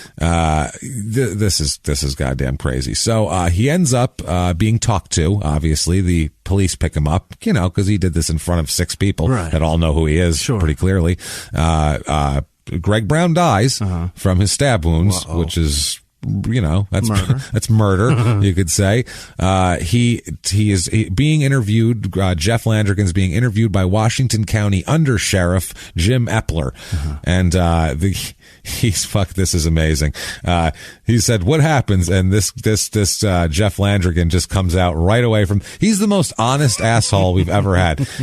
The undersheriff's name is Jim Epler, and this is the quote from Jeff. Quote, "Jim, I tried to kill the motherfucker. I don't take that shit off nobody. I cut him twice. I think I cut him twice." End quote. Jim, listen. Let me tell you something, Jim. He said that shit like somebody doing an interview after a sip of with coffee. Diane Sawyer. I said, "Listen, Diane, let me explain why that shit's hot. Why that domestic violence happened in my home and why I shouldn't be kicked off my TV show. Listen." She was younger than I thought she was. And I punched that bitch. This is I punched her twice. Jim, I tried to kill the motherfucker. Can we just put our car? Listen, Jim, let's. Pray tell. Jim, let's not fuck around. Listen. Jim, who are we kidding here? We're both adults, aren't we, Jim? Lovely Christmas card last year, terrific. Jim. Listen. Like that tie, Jim. Where'd you get that? Is that silk? That's terrific. Now let's get back to this case. I tried to kill a motherfucker. I tried to kill that motherfucker. Did I tell you that? I don't take that shit off nobody. I cut him twice. I think I cut him twice. I'm not going to lie to you, Jim. Solid statement. Solid statement. It's going to be tough at trial after you say that. How old are the kids, Jim? How are the kids? By the way, Betty, tell her I said hello, because that Betty, her pie last year at that gathering, unbelievable. Unbelievable. Melts in your mouth. So that bitch is really cheered up. She's cheered up. We're happy. So this goes to trial, obviously. Right. They think they have a pretty good case against him. Bunch of people that he knows very well watched him do it, and then he told the undersheriff, "Jim, I tried to kill that motherfucker as best I could." Obviously. Right. Duh. So at trial, Jeff testifies on his own behalf. He says that as they started to drink and continued to drink, he said that he could see that first it was just friendly back and forth. Like, "Oh, you're a bitch ass. Oh, you're a bitch ass. Oh, you motherfucker." Like people do. Like drunken idiots do. But then he said after a while, he said it was he was making Greg angry. And he could tell that it was making Greg angry. So he says that as he was leaving, Greg grabbed him by the throat and threatened to whip his ass. Yeah. Now, the other guy said he pushed him, grabbed him by the throat, whatever. They were drunk. Doesn't really matter. Jeff said the men went outside. He also said that he attempted to go back into the trailer, but somebody pointed a shotgun in his direction. It was actually a rifle, and he has his time frame mixed up because that was after the stabbing. Got it. He says, I tried to go back inside and get away from it, but a guy had a gun telling me to walk out. Yeah. Meanwhile, it was afterwards when he had a knife behind his back is when they went to get the gun. Right. So he just flipped his time frame around here. So he said that after that point, he couldn't go in, and he had no other choice. So he said, Jeff says that he jumped at Greg Brown. He said, but he didn't know he had a knife in his hand when he hit the victim. Now, how do you forget that? He went from Jim. Yeah. Listen, Jim. Jim. I tried to kill the motherfucker. Tried to kill my bare hand, the motherfucker. punching him in the chest. I tried to kill the motherfucker. I cut him twice. I think I cut him twice too. I forgot from the time I had a knife in my hand. Right. I forgot from that time to the time it made contact with this man's chest. Would you look at that? I got a knife. Oof, man, my memory is not to be counted on for shit. I wouldn't believe anything he said. Where'd you wake up this morning? Yeah. Wait, don't even bother. Could be anywhere. I've forgotten. Pray tell. Jim. So he says that Brown, though, at the time, he had a knife. Yeah. So now he's claiming that I didn't know I had a knife when I stabbed him, but I know that he had a knife, even though no one else saw that he had a knife. He went out to have a fair fight. Right. And, it's a fair fight. We was legal. Fair fight. We was legal. But instead, he ends up getting stabbed by this guy who apparently did not want to have a fair fight. So the verdict here, Jeff is, like I said, this is the very tip of this iceberg. Yeah. Jeff is found guilty of first-degree murder. In Oklahoma. During sentencing, that's not too kind either to him. You, sir, may fuck off. He is sentenced to death. So holy shit. Usually that's the end of the story. Yeah. Or at least it's like, well, there's an appeal and stuff like that, but that's the end of the outer world story. Yeah. It's all prison and court now. Nope, not this one. What the there's shit? A shitload he got more. Death and there's more? Oh, there's a lot more. Okay. Jimmy. There's a fuckload more. So he's sentenced to death in Oklahoma, which is usually pretty... That's swift. You're set. Yeah. You're it's out the back door. Yeah. I think justice is very swift. It's there. The trial court here during this whole thing, they issued instructions on both murder in the first and murder in lesser degrees, manslaughter and all that. Manslaughter in the first degree was one of them. So on appeal, Jeff here raises 3 assignments of error. The first one, this is interesting here. He asserts that the trial court committed an error by commenting on the credibility of 3 key state witnesses. Each of the witnesses, which were Gordon Aiken, the Dayton, and the Donna Favier, had previously testified that the gun that Dayton had pointed at Jeff was unloaded. And later in the trial, they all ended up admitting that the gun was loaded, which I don't know what difference that makes. In the fact that he doesn't know either way.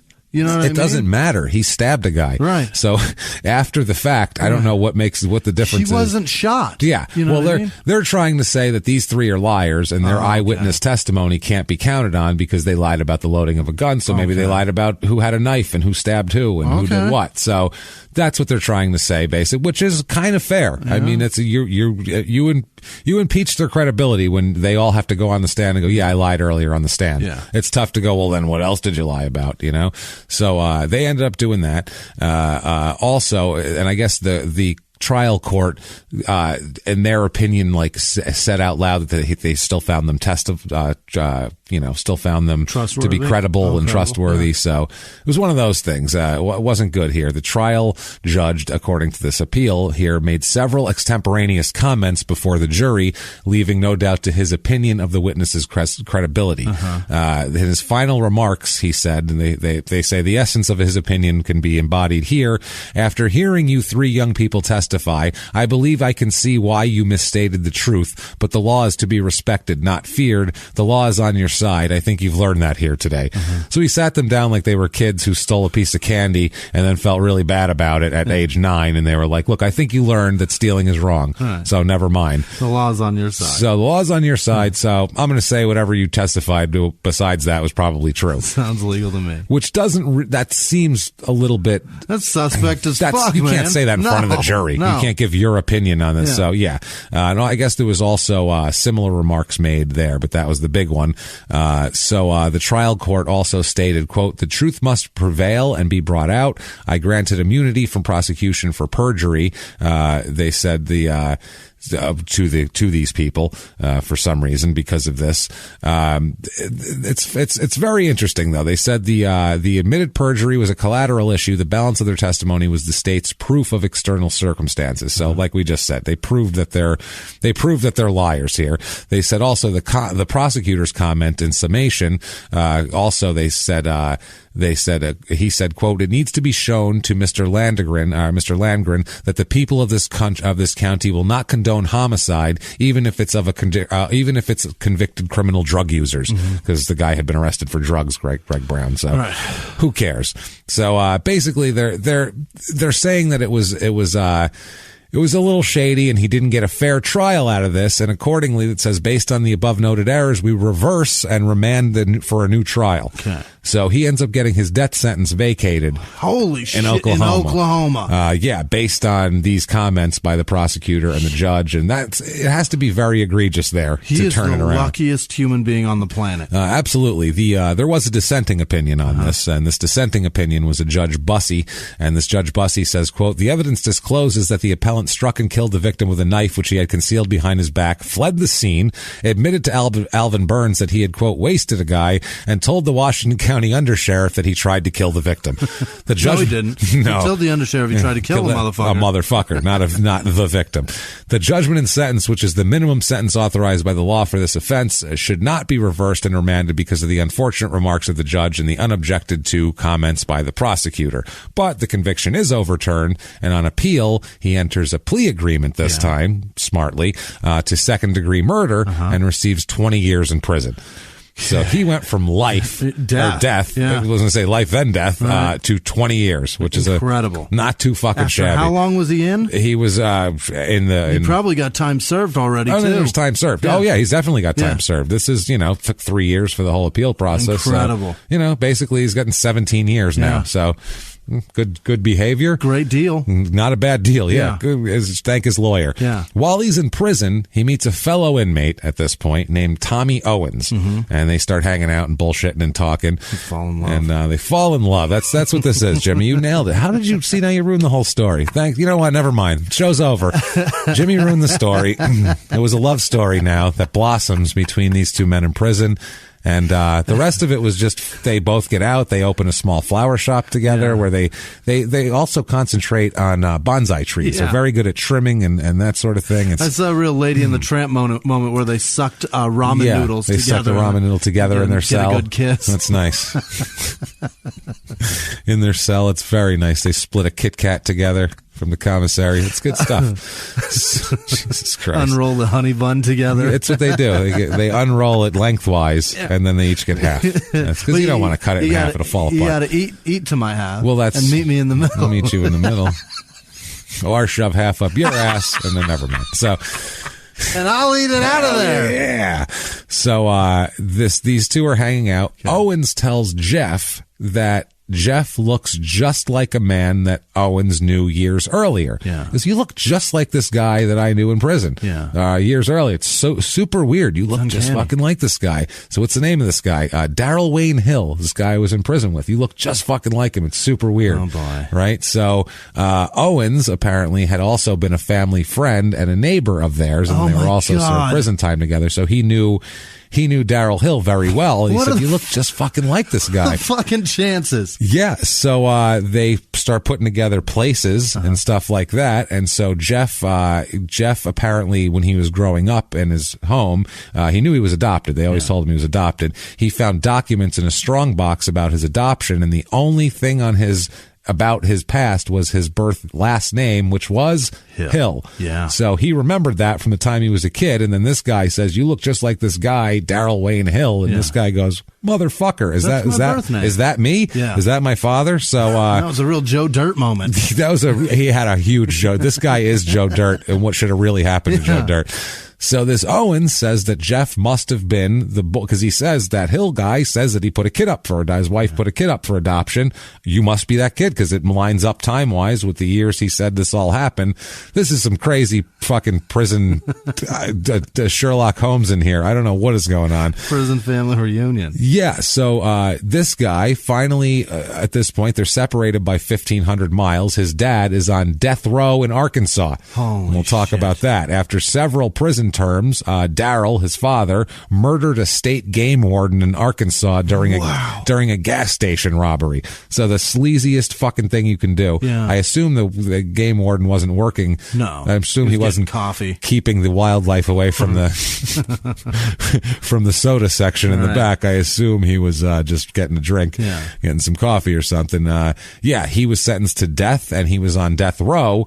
So at this point, so now they're both in prison and they start a correspondence. What? And they start talking through letters. Jesus. Which I'm sorry, Jeff, if there's one influence this guy does not fucking need in his life, he had two good influences with his adopted parents, and he turned out like shit. Imagine if this fucking asshole was involved. He'd been pulling off, he'd have been knocking over gas stations when he was in the third grade. He'd have murdered that cop too. And his dad would have been shot. It would have been, So, so that's crazy. Darrell Hill, the father, said about the whole thing, quote, "It don't take anyone too smart to look at 3 generations of outlaws and see that there's a link of some kind, that there's a pattern." Good thing you're not. Well, yeah, it's going to say. Hillbilly deducing and all, I think he might be right, possibly here. Now, in 1986, this whole thing is the Trading Places episode is what it is, because that was the big experiment. Is it nurture or nature? Right. And I think we're going to get the answer here in this episode here. Finally, that Mortimer and Randolph did not get. Don Amici didn't live long enough to know. They had no idea. Sorry, Don Amici. So in 1986, now, Jeff is in custody, obviously, for murder for 20 years in Oklahoma prison, and his father is on Arkansas death row. Landgren gets in an argument with another inmate and stabs him repeatedly. And we'll find out the other inmate's fate in a little while here, but stabs him repeatedly and is convicted of assault and battery with a deadly weapon. Yeah, he's not supposed to have one. Obviously. Right. He's in jail, for Christ's sake. So 1989 comes around. Now, he is a convicted murderer who got off death row, lucky for him, but still a convicted second-degree murderer, and then stabbed the fuck out of somebody in jail. So clearly rules aren't his thing. Right. I think stabbing's against the rules in jail. He's good at it. He is good at it. Well, he didn't kill the second guy, so he's regressing, which is sad. Well, he's getting older. Maybe he didn't try to kill the motherfucker. I hear 21 is like your peak stabbing year. Yeah. I feel like after that you're gonna fall off. You just don't have the same dexterity. Your hand-eye coordination's off a little bit. Well, it certainly takes fewer times of cutting somebody to kill him in your youth, because you repeatedly stabbed this guy. Well, lived to tell about it. Two stabs to Greg Brown killed him. This guy 14 stabs. Holy shit! And he lived. So that tells you there. Also, probably better knives outside of prison is the other thing. Better equipment. It's kind of like golf. It's like, they're bigger, stronger, but I mean, the drivers are different. Come on. What are we talking about here? I don't own a Big Bertha. The bats now are harder than they used to be in baseball. They are. So that's what's going to happen. So, he's convicted of that. Now, 1989, like we said, he's convicted of, he's a bad fucking guy at this point. He's a bad seed. He's turned into a bad guy. He is clearly willing to stab someone at the drop of a hat, whether it be a prison inmate or his future godson's father. It doesn't matter to him. But despite this, for some reason, Jeff is put on a minimum security work crew. Perfect. Why the fuck they would do that, I have no idea.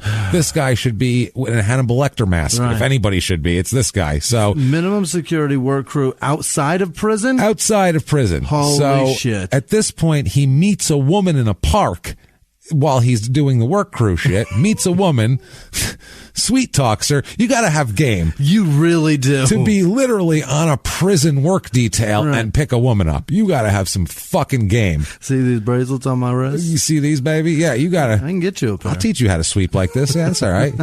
Like, what the fuck, man? He's raking leaves in a park and picks up the girl having a picnic. Woman. Not only that, this sets up future liaisons where when they would do the work detail, he'd sneak away to go have sex with this woman. What? So he found an outside, so he would sneak off the work detail and go to this lady's house to have sex with her. He'd go to, wow. That's how minimally supervised they were. Zero. Why he was such a trusted member of this, I don't understand, considering, like I said, he seems dangerous to me. I don't understand it, but he's having sex with this woman at will whenever he feels like it. Unbelievable. Which is insane. So November 11th, 1989, he's on the minimum security work detail, and he decides, well, why the fuck do I keep going back? What if I just leave? They don't notice. I can just go and then stay here. I'm just gone. So he says, fuck it, and he leaves. Shrugs his shoulders and goes, all right. And it's just much better over there. That's it. Takes off, escapes from prison, and heads for Arizona. Oh, no. Of all places. Oh, no. He's heading for Yuma, Arizona, which is never a destination. No, Trust me. That's a place you pass through and you go, oh, fuck, we're only at Yuma. No matter what direction you're going from Phoenix to San Diego, at some point in both rides, you go, we're only at Yuma? God damn it. Fuck. And going to San Diego, you faster. Go, we're not even in California yet? Jesus, floor it. Jesus, get through this shithole we still have 20 to 30 minutes through this shit? It's a nightmare. That place sucks. Oh, Yuma's the worst. It's a real horrible town. It's a dust pit of a shithole. It's the worst. It is bad stuff. It's maybe the worst city in America. I don't know. Kingman exists also. We're talking about Arizona cities. Kingman at least is near the Colorado at the beautiful part. Okay. Like the Colorado runs next to Yuma at the gross part. There's states worse than this with way worse places. So how much time have you spent in Mississippi? That's a good point. You know what I mean? Come on. But Yuma sorry, Mississippi. You know you're last on everything. Yuma's where everything going down the Colorado River ends up. That's disgusting. It's the whole thing's That's disgusting. Gross. Well, he hopes, what ended up there? Maybe floated down the Colorado River was his birth mother. So he's hoping to find Virginia, who he hears is in Yuma. Okay. So poor Virginia's had a rough life. She was a drug-addicted single mother in Oklahoma, and now she's just living in Yuma. She could be the richest woman in Yuma.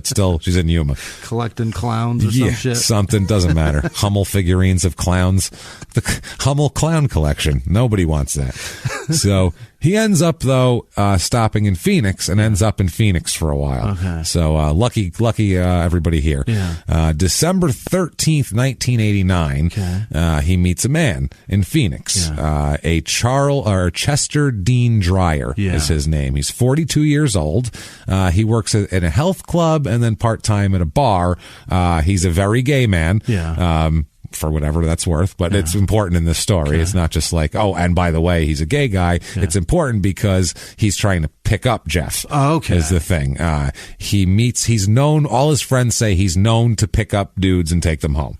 He's out looking, he's a fucking out single guy. He's out for cock. Hey, good for you. Yeah, he's good for you, dude. So he's out and he meets Jeff, young guy just off the fucking bus from Oklahoma. And Jeff has he's got an accent. He's got an Oklahoma twang to him, and I feel like this was a different. He could see pulsating dick through pants at a Burger King too, with all that cheese around and the seeded buns. He couldn't help himself. So rubbing the seam and all that shit, just everything, man. He knows where the weld is. So he meets Jeff at a Burger King and ends up, I guess, they end up going home together.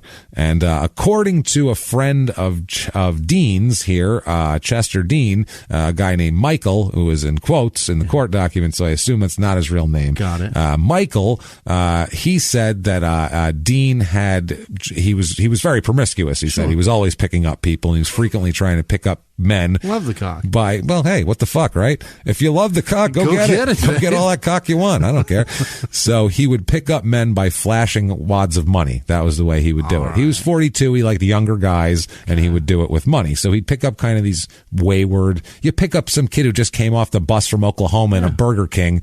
You flash a little cash and you think, it makes sense. Men do that with women too. Yeah. It's not different. What I was just going to say. It's not any different. It's not exclusive to homosexuality. No. So, I guess, Dean here, I'm sorry, Dryers is, I keep calling him Dean's his middle name. Okay. Dryers is his last name. Dreyer, tells Michael that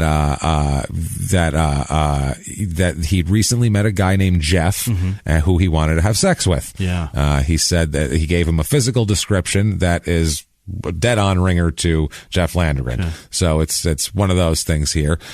He said that Dreyer here, Chester called his friends to tell them that he called a couple different friends to tell them that he was going to have sex with a man named Jeff. He's very excited about this Jeff thing. He's telling everybody. He was describing him, and he was excited. It was his gossip, whatever. This Michael guy received 3 phone calls from Chester on December 13th, 1989. Okay. 3 different ones. The first one, Chester told Michael that he had picked up a guy named Jeff at Burger King, and this is his name. He looks like this, and this is going to be awesome. Yeah. I think that's what he was going with. Same thing that straight dudes do. That's what I mean. Yeah. He's just telling his buddies, like, oh, it's fucking hot, right? So at that point, he said they were at the apartment drinking beer. At that point. With Jeff? With Jeff. Okay. When he called him, he said, I picked up Jeff. He came over here. We're drinking beer at my apartment. And he said, asking Michael, Chester's asking Michael when he's going to come over, quote, to party. Yeah. So come over and see me fuck Come Jeff. over and, I don't know what the floor show is, or if it's just to drink or what. I don't know. About 15 minutes later, Michael receives a second call from Chester telling, now, this is a weird call to get. 15 minutes, like, we're drinking beer. You coming over to party? I don't know, maybe. I don't know. 15 minutes later, he calls and he's like, Michael? Yeah, it's Chester again. Guess I'm having sex with Jeff right now. We're right in the fucking middle of it. He called him during sex. He's like, wow, this is very weird. He said he could hear it. Remember I told you I was trying to fuck Jeff? I'm fucking Jeff. He's like, by the way, fucking Jeff now. There was no second part. That part I've never done. It wasn't, are you going to return my Tupperware?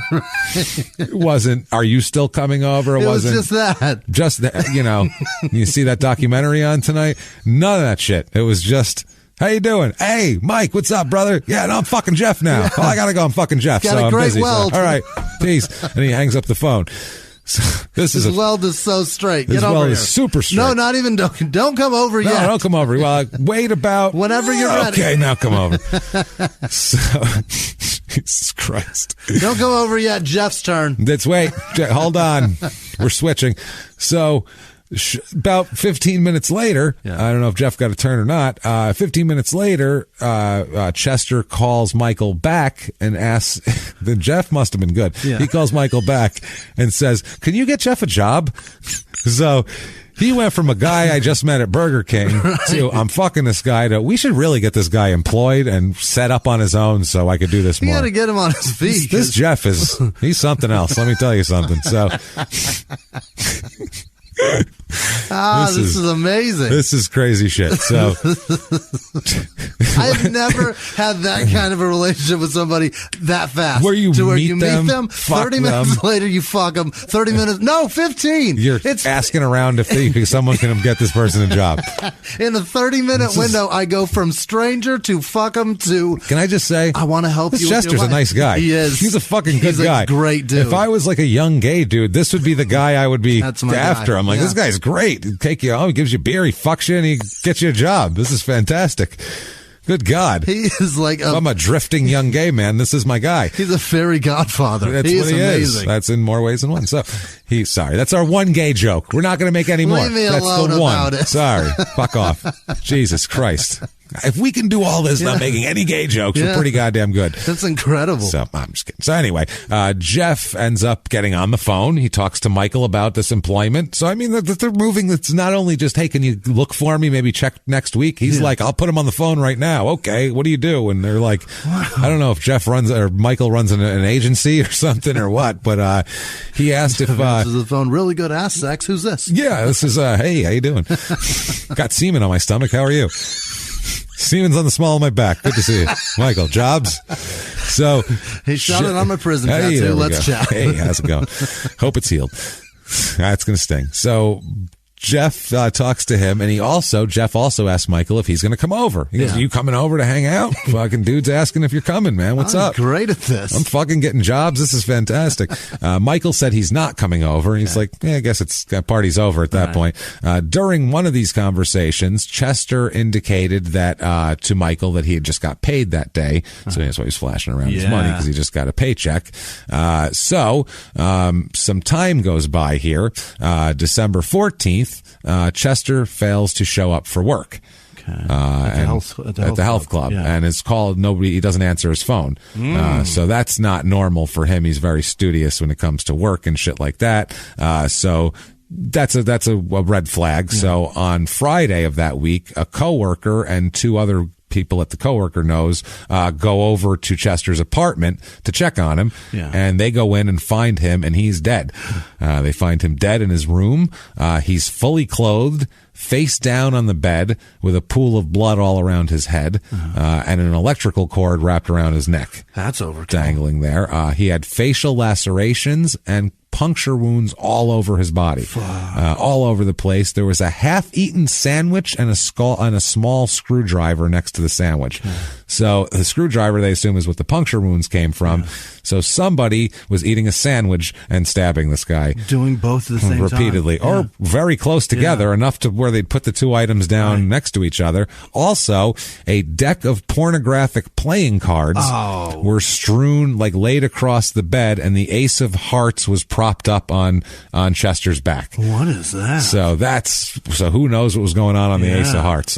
Good grief. Something gross, I assume, but so that's propped up there. Also, blood smears were found in the kitchen and bathroom, and partial bloody shoe prints were on the tile floor. Okay. So there's a lot of stuff here to unpack here. Cause of death turns out to be ligature strangulation. Not a surprise from the playing cards, or from the electrical cord. The medical people here indicate that Chester was probably strangled after being rendered unconscious from blows to the head with a blunt instrument. So he was beaten, strangled, and punctured. And stabbed. Stabbed a lot. Oh, boy. And had half of his sandwich eaten. Yeah. Also. So. Probably Burger King. Probably a Whopper. What a waste of a Whopper. That's a waste of a Whopper. God damn it. Well, maybe they didn't even get to eat the burger. They had work up an appetite after the Burger King. So, this is interesting here.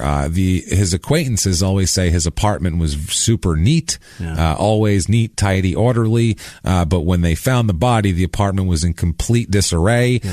Drawers and closets were open, clothes and newspapers strewn about the floor. The remnants of a Christmas present was open and empty at the foot of the bed, and the kitchen area where there was 2 plates, 2 forks, and a bread wrapper, also lunch meat, cheese wrappers, and an open jar of spoiled mayonnaise, which is the grossest thing in this apartment, including the corpse. I'm sorry. Fuck, never mind the corpse. Yeah. Who the fuck has spoiled mayonnaise in their house? Because it was 2 days sitting on a counter open. That's why it was spoiled. I don't know if it was spoiled to begin with. They didn't get the forensic team on the mayonnaise. They didn't get the half-life of the mayonnaise in there, unfortunately. They were more concentrating on the corpse. Yeah. So, So there's 2 forks. Like I said, they basically set up for 2 people. Somebody's missing. 2 people to eat, And also, like I said, the deck of pornographic playing cards. A 5-pound bag of sugar was spilled on the floor, which is odd. And there was a clear impression of a sole of a sneaker in the sugar. In the sugar. So the sugar had half a bloody footprint, and then the sugar has a clean. Got it. I mean, and in sugar too, it's like a snow thing. It's going to look perfect. You can tell the model of the shoe by 10 feet away. So the apartment had been ransacked, and nothing seemed to be missing. Even the paycheck or any of the paycheck that he would have gotten, like the cash from it, were located. So, or they were not located. They were the only things that they couldn't find. Other than that, nothing else seemed to be missing. Just money. The place was trashed. This guy even went into the sugar. So he's like a drug guy who said, "Where would I hide shit? The sugar, or where would cops look for stashes?" He even opened a Christmas gift. Maybe there's cash in here. You never know. It was probably a Christmas gift. Jesus Christ, because this is before was pre-gift cards. This exactly. It was just cash in an envelope like your uncle. So, this ends up happening. Now, time goes by because they only know that he was with a guy named Jeff. That's all anybody knows about it. Days later, Jeff Landrigan and another man are seen by police stealing a car, and then they follow that car and they watch them try to break into an abandoned house in Phoenix. Okay. So Jeff and his friend are arrested for this, and he's taken in, and they start to put 2 and 2 together of he's connected to this guy, to Chester. So when he's first questioned, he denies He goes, I have no idea who you're talking about. Yeah. Never met the guy. I don't know shit about it. Never been in his apartment. Don't know shit. Problem is, when he's arrested, he is wearing a shirt that belonged to Chester. That's a bad move. That's not good. Why would he do that? He just stole some shit to wear. He didn't have anything. He came here. He broke out of prison. Yeah. He escaped from prison and came here. Right. So, I mean, he doesn't, not like he's got a suitcase with a wardrobe. Right. He took some shit that on the way out. That looks like, is that his face? That's his face on the shirt, sir. Are those your initials? Right. I know that's his shirt because that's his fucking face. He's on the, but it says Chester on the, above the tit. That's his bowling team. I think you done stole his bowling shirt. So, he's wearing a shirt that belonged to Chester, which is not great. So Jeff goes, okay, fine. Yeah, you got me. I knew the guy, didn't kill him though. I mean, obviously, I'm a good guy. Yeah. Didn't fuck him either. That's the other thing. Didn't fuck him even though he called people in the middle of it saying he was fucking him. He says that, I was hanging out with Chester. You know, he said he could get me a job, met me at Burger King, said he could get me a job. I said, I just got here, said, get me a job, all that stuff. He said, but we got back to his apartment. He's giving me beer. I thought that was cool. Yeah. Then Chester started making sexual advances at me. And, you know, I don't play that shit, is what he's saying. He said, so, I beat the shit out of him for that. I fucked him up good. And then I just left. Somebody else must have came and killed him afterwards. I don't know nothing about that, but he tried to fuck me and I whooped his ass and just took off and was like, take that, Chester. Bad story. And I'm out. So, no, they don't. Why you got that shirt, man? Shocking, they don't buy that. No? Yeah, why you got that shirt? Well, he gave me a shirt on the way out. Right. And, you know, I beat him up and then I got his blood on my shirt. And I said, now you owe me a shirt, motherfucker. And then he gave me this one. Totally legit. Okay. So that's his story. Problem is 7 fingerprints taken from the scene match him. Yeah. The impression in the sugar matches his sneaker perfectly. And also even right down to there's a small cut in the sole of the sneaker that's shit. Even in the sugar. So perfect. It's not even that size and model. It is that fucking sugar. That's how good the sugar is. With a signature. Yeah, it's like snow. It's perfect. So also during this whole thing, his ex-girlfriend, Jeff's ex-girlfriend, says that she had 3 telephone conversations with him in December of 1989. During one of those conversations, Jeff told her that he was, quote, getting along in Phoenix by robbing. So he was, I'm getting by robbing. So he was just, that's his plan. That was to steal shit. He's going to steal shit and get by like that. He had, I guess, placed the last call to her from jail around Christmas.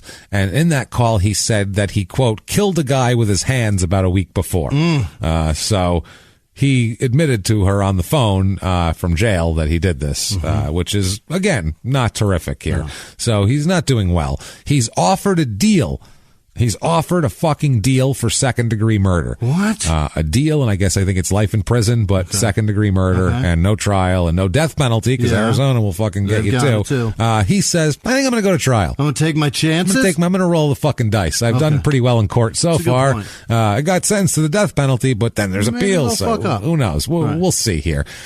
So he ends up going to trial. He is completely uncooperative during trial. Yeah. Not just to the court, to his lawyer, to his own case. Totally uncooperative. Doesn't do shit. The lawyer says things. He refuses shit. He yells at the lawyer for saying things in court. Just like, don't even bother with fuck that. Like he doesn't, he'll tell the lawyer shit like that. Like he just barking out shit randomly. You're not a lawyer, dummy. You're ruining it. He's not doing well. He's not trying to win is the other thing. He's just bickering with the lawyer. The lawyer's trying to win and he's not. Yeah. So it's fucking crazy. And we'll talk about the sentencing, exactly how crazy this whole thing is with him here. Now, the jury in this whole thing, they find him guilty of theft, second-degree burglary, and felony murder, which is a bad one, by having caused the victim's death, quote, in the course of and in furtherance of the burglary. So that's how you get the death penalty in these states. In 89. Especially then, yeah. So the jury also determined that Jeff had been previously convicted in Oklahoma of not only second-degree murder, but also assault and battery with a deadly weapon and possession of marijuana for whatever that's worth. Nothing in this case. Also, at the time that he killed Chester, he was, I don't know, an escapee from fucking prison from being there for 20 fucking years for stabbing his friend to death. That's a damn good point. So there's a lot going on here. His aggravating factors are are really high. Like, it's pretty amazing. There's a lot that a guy can leave his work detail in a prison. Amazing to go fuck a girl and then decide to stay out. Like that's your girlfriend for all intents and purposes, right? Yeah. But he left her. Oh yeah, go find his mama. Went to another state. Go find mama. Wow. I mean, I guess it's smarter than hanging out a block away with the girl. I guess it's smart of her to let him go rather than stick around with him. That's the other thing. Don't go run with him. No, come back, please. Yeah. Where am I ever going to find another one like you? Oh, I guess at the park where I found you. There's 100 more guys just like you. Never mind. So during sentencing, his lawyer, this Farrell guy is his last name, he spoke briefly with two of Jeff's family members, his ex-wife and his birth mother he talks to, actually, also. I don't know where his adoptive parents have just... They did like a Vegas casino dealer change thing. Hands upside down. I'm up. I'm gone.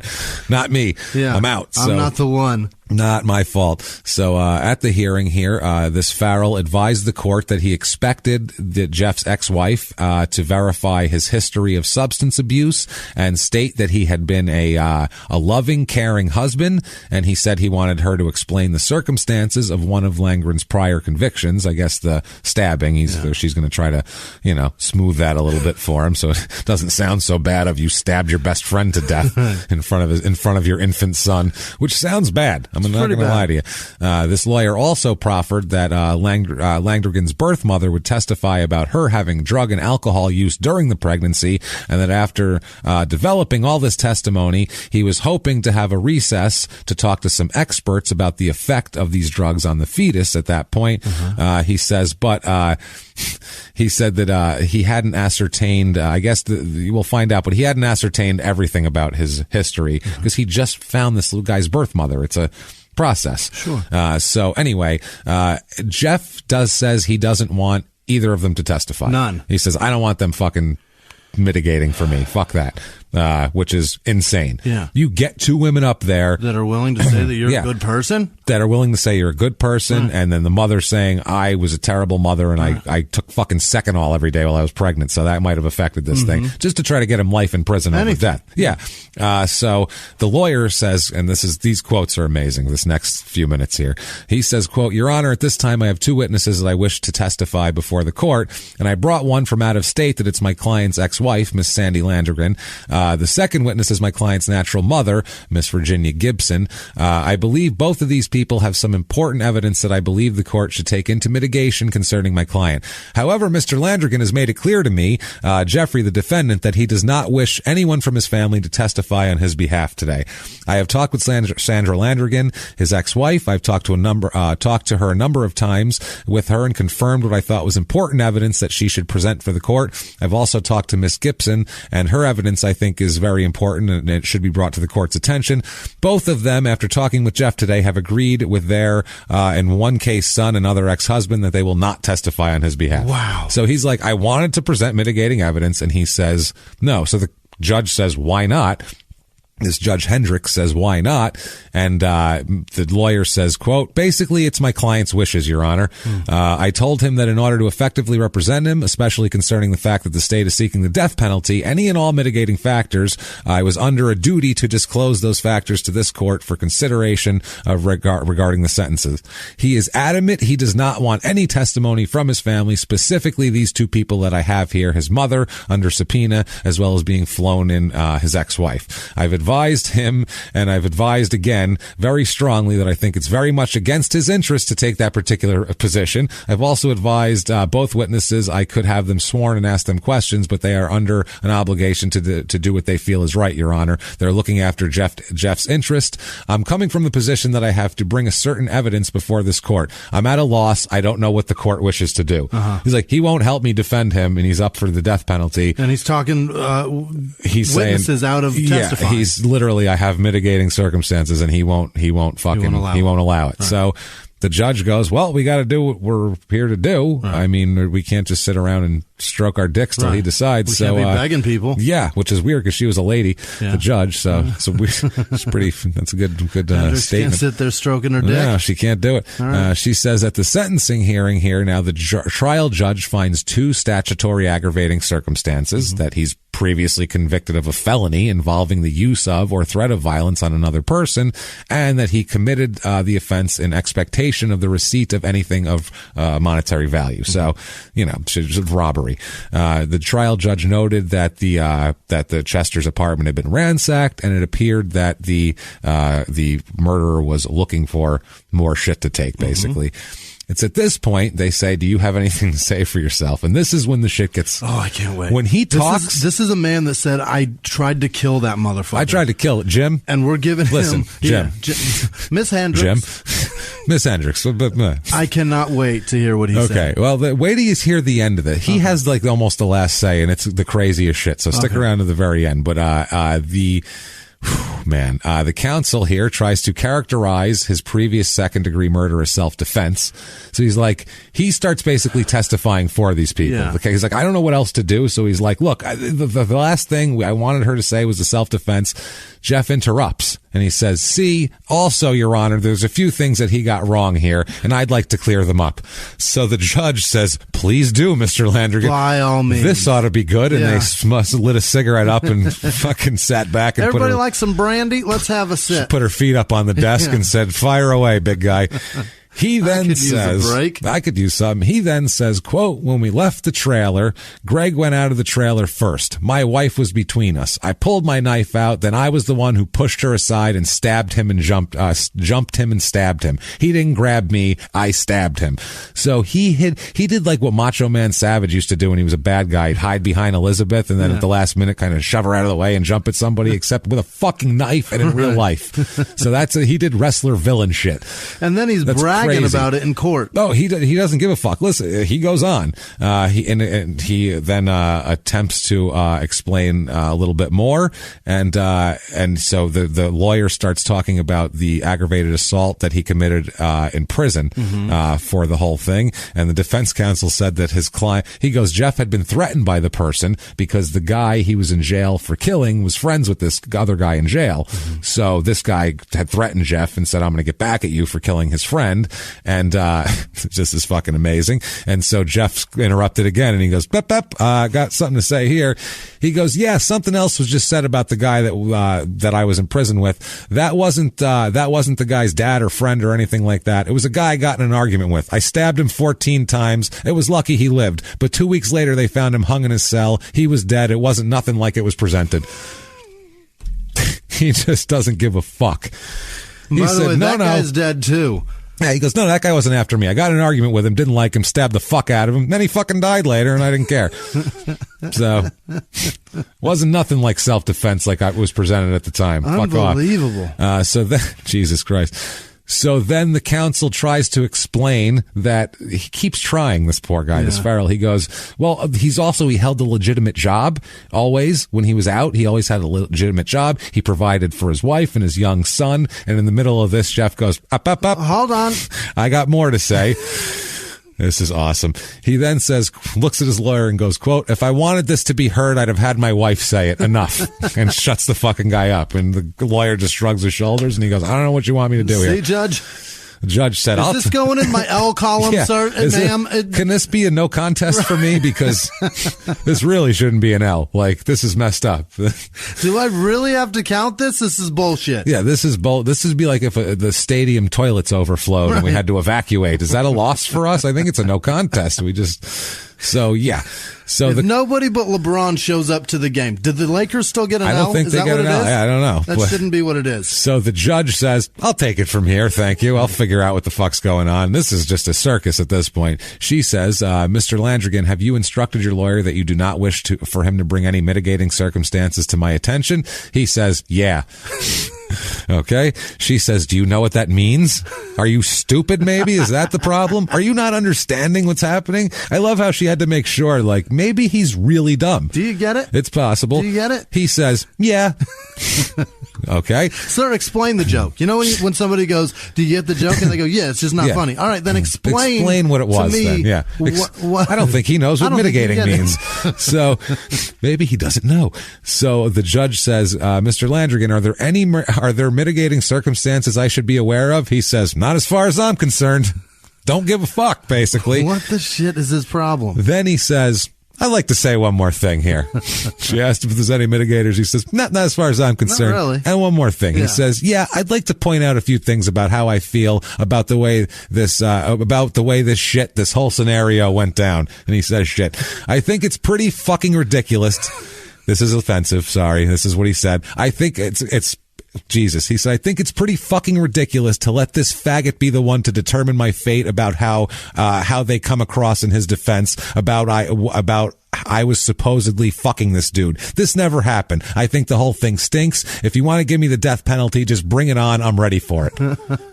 End of story. So he said, he called shit, fuck, and faggot all in his fucking, and then said, go ahead and give me the death penalty. All in court. So, sorry, I didn't mean to, you had to, you couldn't say the F word because it doesn't work. I thought he was talking about Perry. Yeah. So. Or Farrell, I mean. Farrell, yeah. This one over here, just to his lawyer. No. Why did I No, he means the man he killed. Yeah. So he means Chester. I see Perry Farrell as his. Yeah, no. No. It is Chester Dean Dyer is his name. No, I mean. The victim. No, I mean. Yeah, I know what you're saying. The lawyer. Yeah. I see Perry Farrell as his lawyer. Perry Farrell is his lawyer, all scrawly and shit, and cracked out looking. This is great, all whiny and shit. Singing about stealing. Just sing Jane Says and shut the fuck up. I don't want to listen to this shit. Sing Mountain Song when you're done. I'm tired of this shit, man. Everything off Ritual. I'm telling you, let's go. Boom. Not another one about the stealing song. Except Been Caught Stealing. We don't need to hear that again. Nobody cares. She was like, okay, I guess I'll sentence you then. Because he said, you want to give me the death penalty? Just bring it on. I'm ready for it. Okay. Great. So the judge says, no problem here. The judge found no statutory mitigating circumstances, even with whatever. As for non-statutory mitigating circumstances, she did identify lack of, genetic whatever the fuck, absence of premeditation. Also, she said this seemed to be a spur of the moment thing. But I don't think it was. I think he saw a lot of money and was like, I'm gonna go take that guy's money however the fuck I can. Right. Whatever way it's possible. If I have to stab him, I'll stab him. He's done it before. She did say that the mitigating factors do not outweigh the aggravating factors. You, sir, may fuck off. He is sentenced to a term of 20 years on the burglary, 6 months in county jail for theft, and death penalty for murder. Oh. So his ass is gone. Okay. That is the death penalty. And that was in 89. That is in 89. 90 is when he's officially sentenced to the death penalty.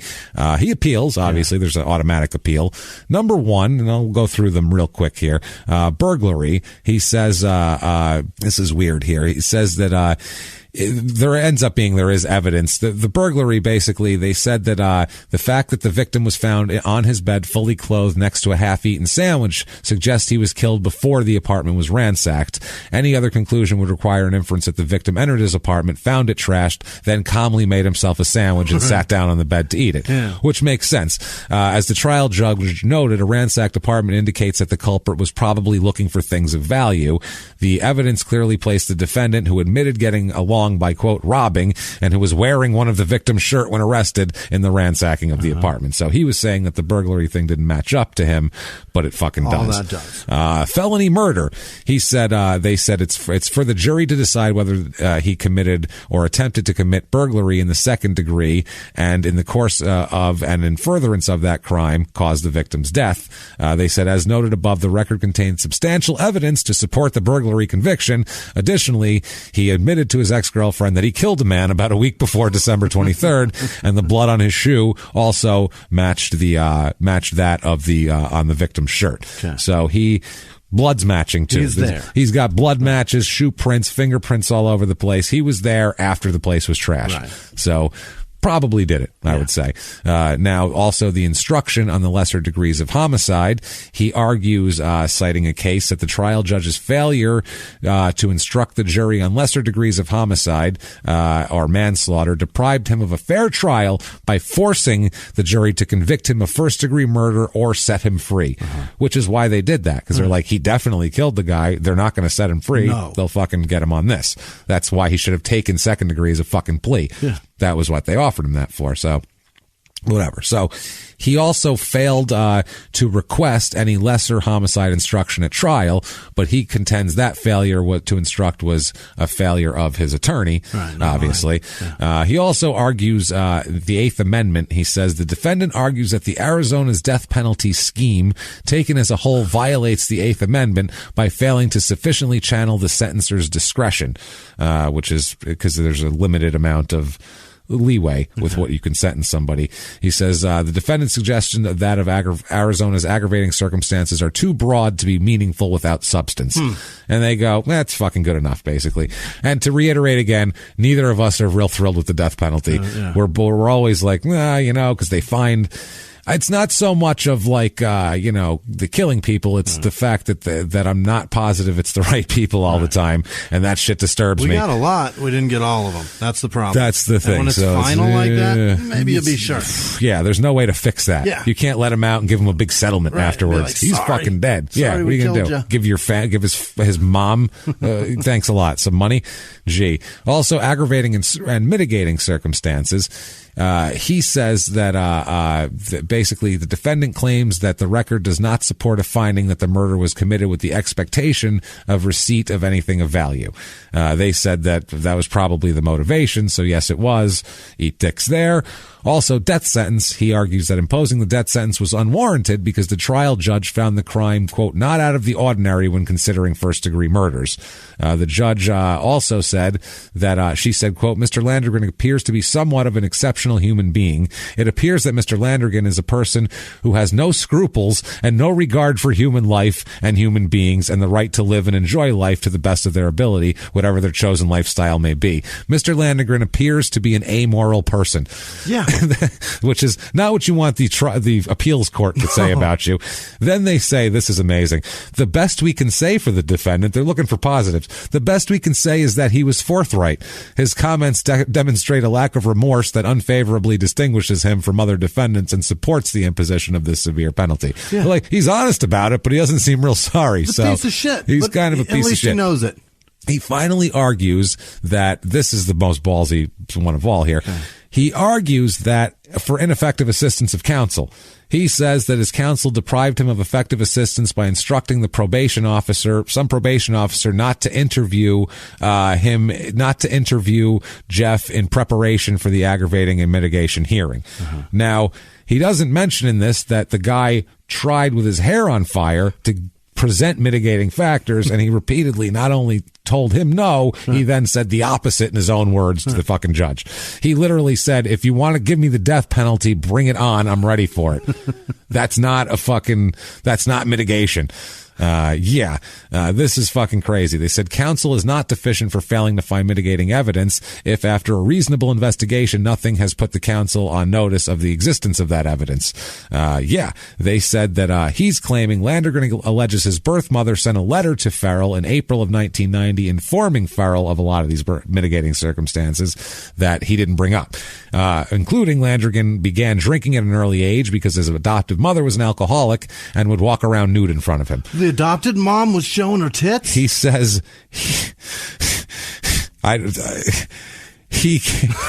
a mitigating factor for murder is that he began drinking at an early age because his adoptive mother was an alcoholic. That's a reason, and would walk around nude in front of him, which I don't know why that would make you drink as a child. That's what I don't get. I don't know how that. Oh, titties, give me that drink. I don't know. I'm just shocked that I don't know. I mean, it's just... We don't even know if it's true. It's just hearsay. It's just what he says now, claiming. But it's a weird thing to claim. That's a weird thing to claim. Super weird thing to claim. It's even weirder to do if maybe that's why they don't want anything to do with him. Maybe they're going to tell the court that I used to walk around with my tits out. Maybe they didn't want to be asked about that. That would be awkward in court. I would say also that Landrigan's father was on death row in Arkansas, and the blood linked to Daryl and I are what messed up his whole life, is what his dad said in this letter. And that Jeff needs help mentally like his father did, the letter said also. And also that Farrell didn't contact his birth father to secure a detailed mental health evaluation. I think he probably thought it would look worse if his father's on fucking death row too. He'd be like, this doesn't look good for my guy. The other part is, what do you mean contact his father for, like, does he want, is he saying take a mental professional to visit him, and then okay, all right, because I'm saying if his dad's saying call me and I'll give him a straight up mental evaluation, he's going to of himself. What's his records? What's his father's record? Right. So what might genetically he be fucked up about here? Jesus Christ, man. This is ridiculous. He claims that he did minimal investigation, the lawyer, that he could have uncovered his tortured family history, his birth parents, obviously, that whole thing. His biological father's a violent man. His mother abandoned him when he was 6 months old, leaving him in a nursery and never returning. He was later adopted. His mother was an alcoholic, would consume a fifth of vodka or more in a day until she passed out. She would frequently slap him and once even hit him with a frying pan. At least she didn't roll him up in a carpet first, to be honest with you. He said his childhood was difficult. He exhibited abandonment and attachment problems, had difficulty sleeping, had violent temper tantrums at a very early age, had a serious drug and alcohol problem while very young, and even overdosed in class in 8th or 9th grade. At the time he committed the murder in Arizona, he said he had used amphetamines for 42 straight days. Jeez. That is some biblical shit. That's amazing he was on the lam that long. And slept about only 14 of those days. So he was on a month and a half meth bender with no sleep, which is a terrible place to be, I would say, and your judgment is not right. And he's banging. And then you might, kill and rob people in that deal here. Now, the court found that Jeff instructed his attorney not to present any evidence at the sentencing hearing. They said, so it is difficult to comprehend how he can claim counsel should have presented the other evidence at the hearing. He wouldn't let him present anything. Noting that Jeff's contention that he, quote, would have cooperated had other mitigating evidence been presented, the court concluded that his statements at sentencing belie his newfound sense of cooperation. So him saying, fuck this guy, I stabbed him, he called the whole thing a piece of shit, he called this guy slurs and everything else in court. I don't think he was trying to get off, is what they're saying here. So they deny his petition to review in 1996. So he sits in death row. There he wants pen pals, Jimmy. Oh, of course. He wants pen pals. They always do. This isn't over by any means. Hold on. Stick with it. Shit. While he's on death row, he wanted pen pals here. Keep hanging in there. His pen pal request here is always good. Yeah. My name is Jeff T. Langren, and I am presently stuck here on death row in Arizona. Presently. And stuck. Those two words together are funny. I am 38 years old, have long blonde hair, weigh about 175 pounds. I'm 5'9" tall. I am white and Native American. I'm originally from Oklahoma, so I'm just a simple country boy at heart, into the outdoors, although you're on death row where there's no outdoors. He's like Billy Austin. He's ready to go, baby. Steve Earle song. Oh, you know it. He said, I love kids, have two myself. I don't know where his other one came from, but he squirted one out at some point while he escaped from jail or something, as well as a young granddaughter. What? Holy shit. So his kid had a kid. How does he know? So I don't know. Well, his ex-wife was, she's still in touch, so they must be 16, that kid at this point. That's crazy. He said, I am divorced and looking for friendship or what could possibly grow into more. Someone to sit at my execution with me. I like tattoos and am fully sleeved out myself. Being slammed down in the Supermax unit has limited my hobbies, as we aren't allowed much of anything in here. I enjoy listening to rock and roll, mostly early rock and some newer stuff, but not death metal or rap or country. He's a country boy, but doesn't like country music. If you're interested in writing, I'll answer, so drop me a line later, Jeff. And then he gives his address, which doesn't matter anymore, and we'll talk about why. Okay. So he appeals for mercy. There's new appeals based on his background at this point, and other things too that we'll talk about, some physical shit in a second. There's a guy who says there's a whole project for this. He says this one guy, Dale A. Beach, I don't know how you say that. B-A-I-C-H. Oh, Baich. Baich? Maybe it's just bitch. I don't know. Dale Baich. He's an assistant federal public defender in Phoenix, and he's been assigned to handle these appeals. And he said he's arguing that Jeff shouldn't be executed, pointing out that his father and his factors that were beyond his control, obviously. And he goes over the same things we just talked about. He says that he's never met most of his biological family or relatives. Quote, they, as a whole, have contributed to his developmental history through genetics, as well as their contacts with him through the first 6 months of his life. Okay, the genetics are one thing, but you're not putting... I put seeds in that infant's mind. Like, you can't fucking poison a 3-year-old's brain to be a criminal when they're, or 3-month-old when they're a 6 months. Fucking infant. The first 6 months of his life ruined him forever. That's crazy. The genetics are one thing. That's something you can at least, you know. You gotta try to deal with that shit every day. Yeah, he says behavior as a baby, his activities in his childhood and youth, and actions in adulthood did not constitute lifestyle choices in the sense of an individual operating with a large degree of freedom, as we will come to define as free will. So now we get into now this is an appeal based on, this is kind of one of the first appeals based on what they're calling the killer gene. Mm-hmm. They're saying it's not his fault. Right. You can't sentence him to death because it's embedded. He was programmed from the start. His grandfather, his father, it's right down the fucking line. This is took like, him out of that house, put him in another one, very young. Doesn't matter. Still same result. Randolph beats Mortimer. Right. You know what I mean? Same That's thing. what it is. Yeah.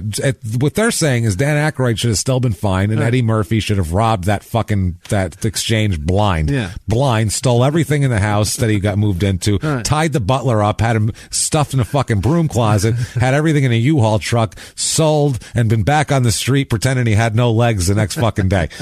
That's what, you know, that's what we're saying here from this case here. Now, this guy, the public defender in an interview said, quote, "I'm not saying there is a quote unquote killer gene, but there are certain genetic factors that make people more prone to commit criminal acts. It's not an excuse. It's an explanation why people act the way they do."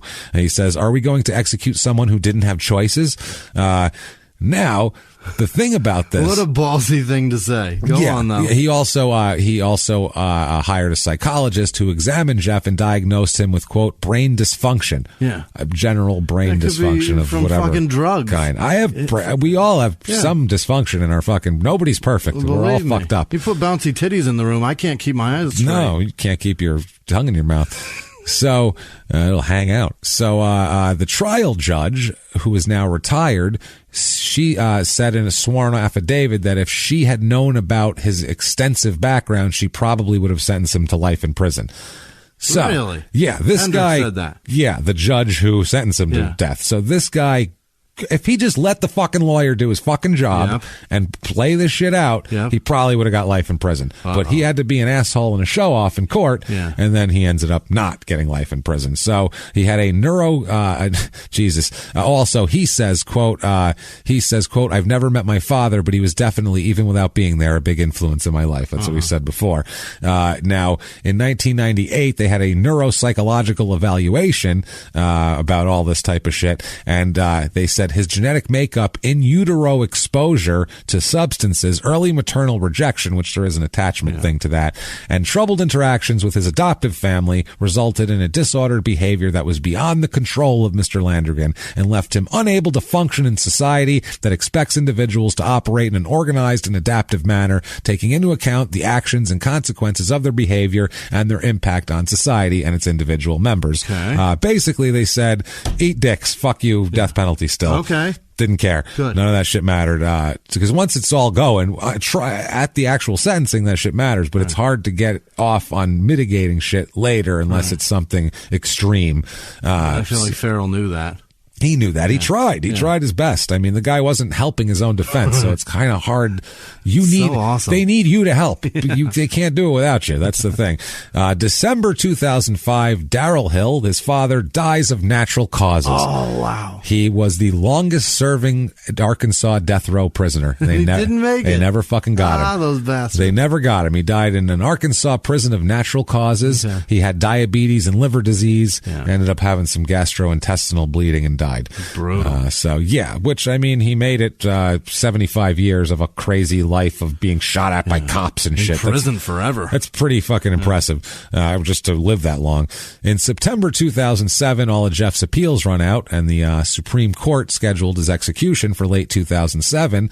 But then the execution gets stayed because the U.S. Supreme Court was deciding whether lethal injection was cruel and unusual punishment because of the drug deal. So the Supreme Court approved the Kentucky 3-drug protocol in 2008, and a new Arizona protocol was hammered out in 2009. So all of his appeals ran out, like I said. His attorneys at this point, though, received preliminary analysis of DNA evidence from the case. It was not tested at the time because there wasn't a big DNA reliable testing thing in 1989. So in 2007, his attorneys sent Chester Dyer's pants to a crime lab to have blood and semen stains tested. 2 samples of semen were found, neither of which matched Landrigan.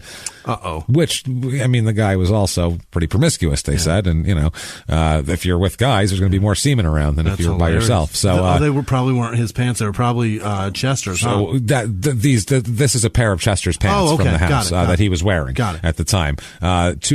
Dyer's, they said but the blood was not tested. After Jeff had already been scheduled to die, they approved sending the pants back to the lab for testing. A judge did.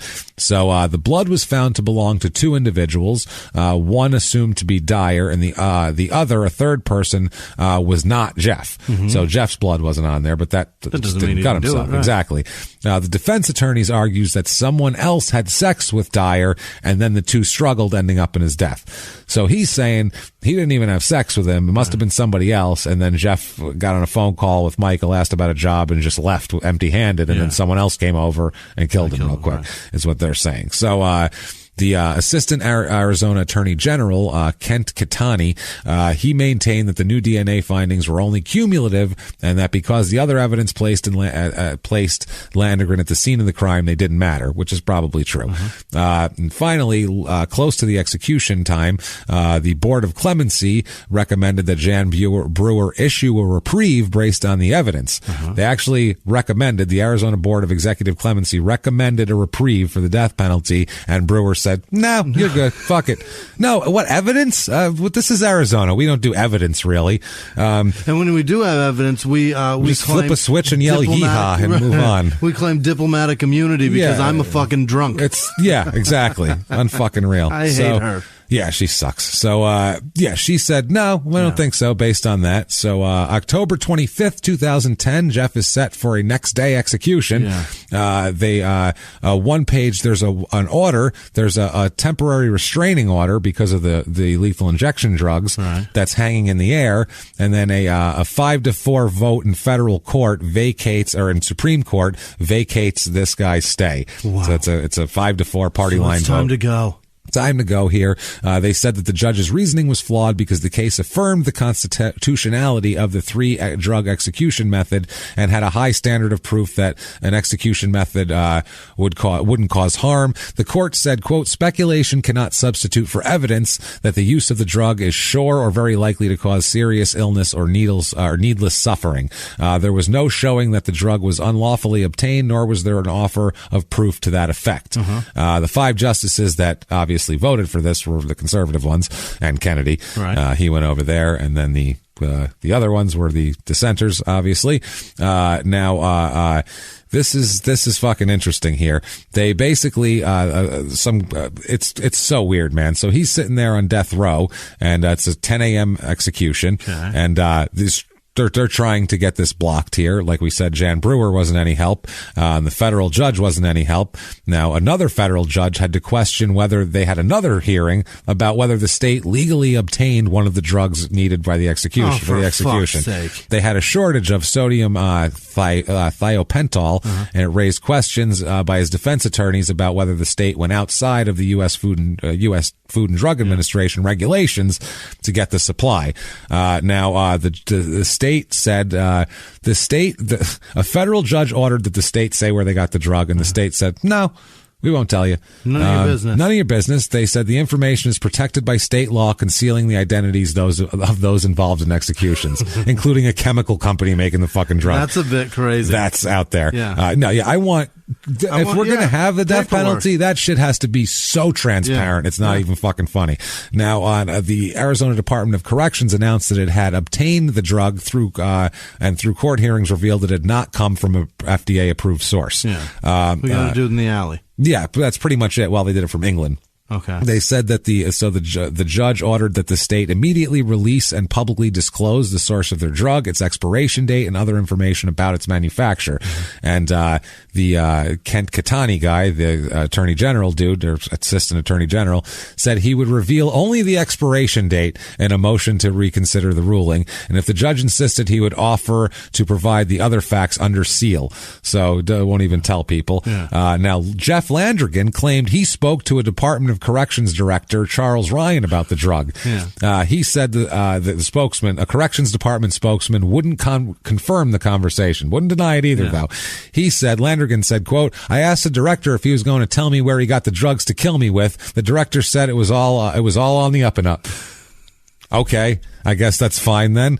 Yeah. So finally, like we said, the Supreme Court lifted that stay and said, fuck it. If they don't want to tell you, they don't have to tell you, which is batshit crazy. It could be Drano. It could be anything. They don't even tell you what it is or where they got it. They just have to tell you, or they can say it's expiration date. What it is and what the expiration date. That's it. And that's it. Not where you got it, or if that's a trusted manufacturer, if it's approved, whatever. We think it's this. That's what we're told. Yeah. So it's a big execution because this was like the new cocktail here. Yeah. So this was a big execution here because they had the new drug and all that kind of shit. They think it came from Great Britain, this chemical. In Great Britain, it's illegal to produce chemicals for execution within the United States. So they think this was a backdoor dealing that was illegal in Great Britain for this company to make and export this drug and illegal for them to buy and use. But they both just said, all right, and fuck it. We're just going to kill this guy. Ain't no thing.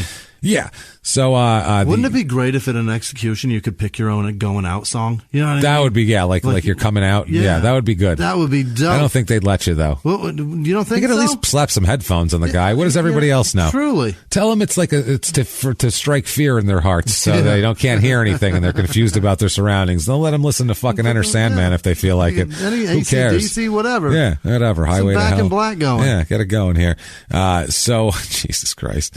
So, the UK introduced the ban of the exports in December 2010. So it was right after this was the problem, because this is October 2010. It hadn't banned the export yet. So October 26th, 2010 comes around. Yeah. And that is execution day. Yeah. He has a last meal. Great. Last meal, Jimmy. You excited? Fire up the deep fryer. Let's get some chicken. You know it, baby. Nope. Steak. Yeah. He's from Oklahoma. They like their beef there. Does he tell you what kind? No, just steak. Just steak, fried okra, French fries, strawberry ice cream, and a Dr. Pepper. It's not a bad last meal as far as they go. There's been some shit ones, and that's not at least it wasn't the macadamia nut. Yeah, that was weird. Fuck that was. Macadamia nut pancakes? Yeah, that's what it was. Remember weird. nuts in there.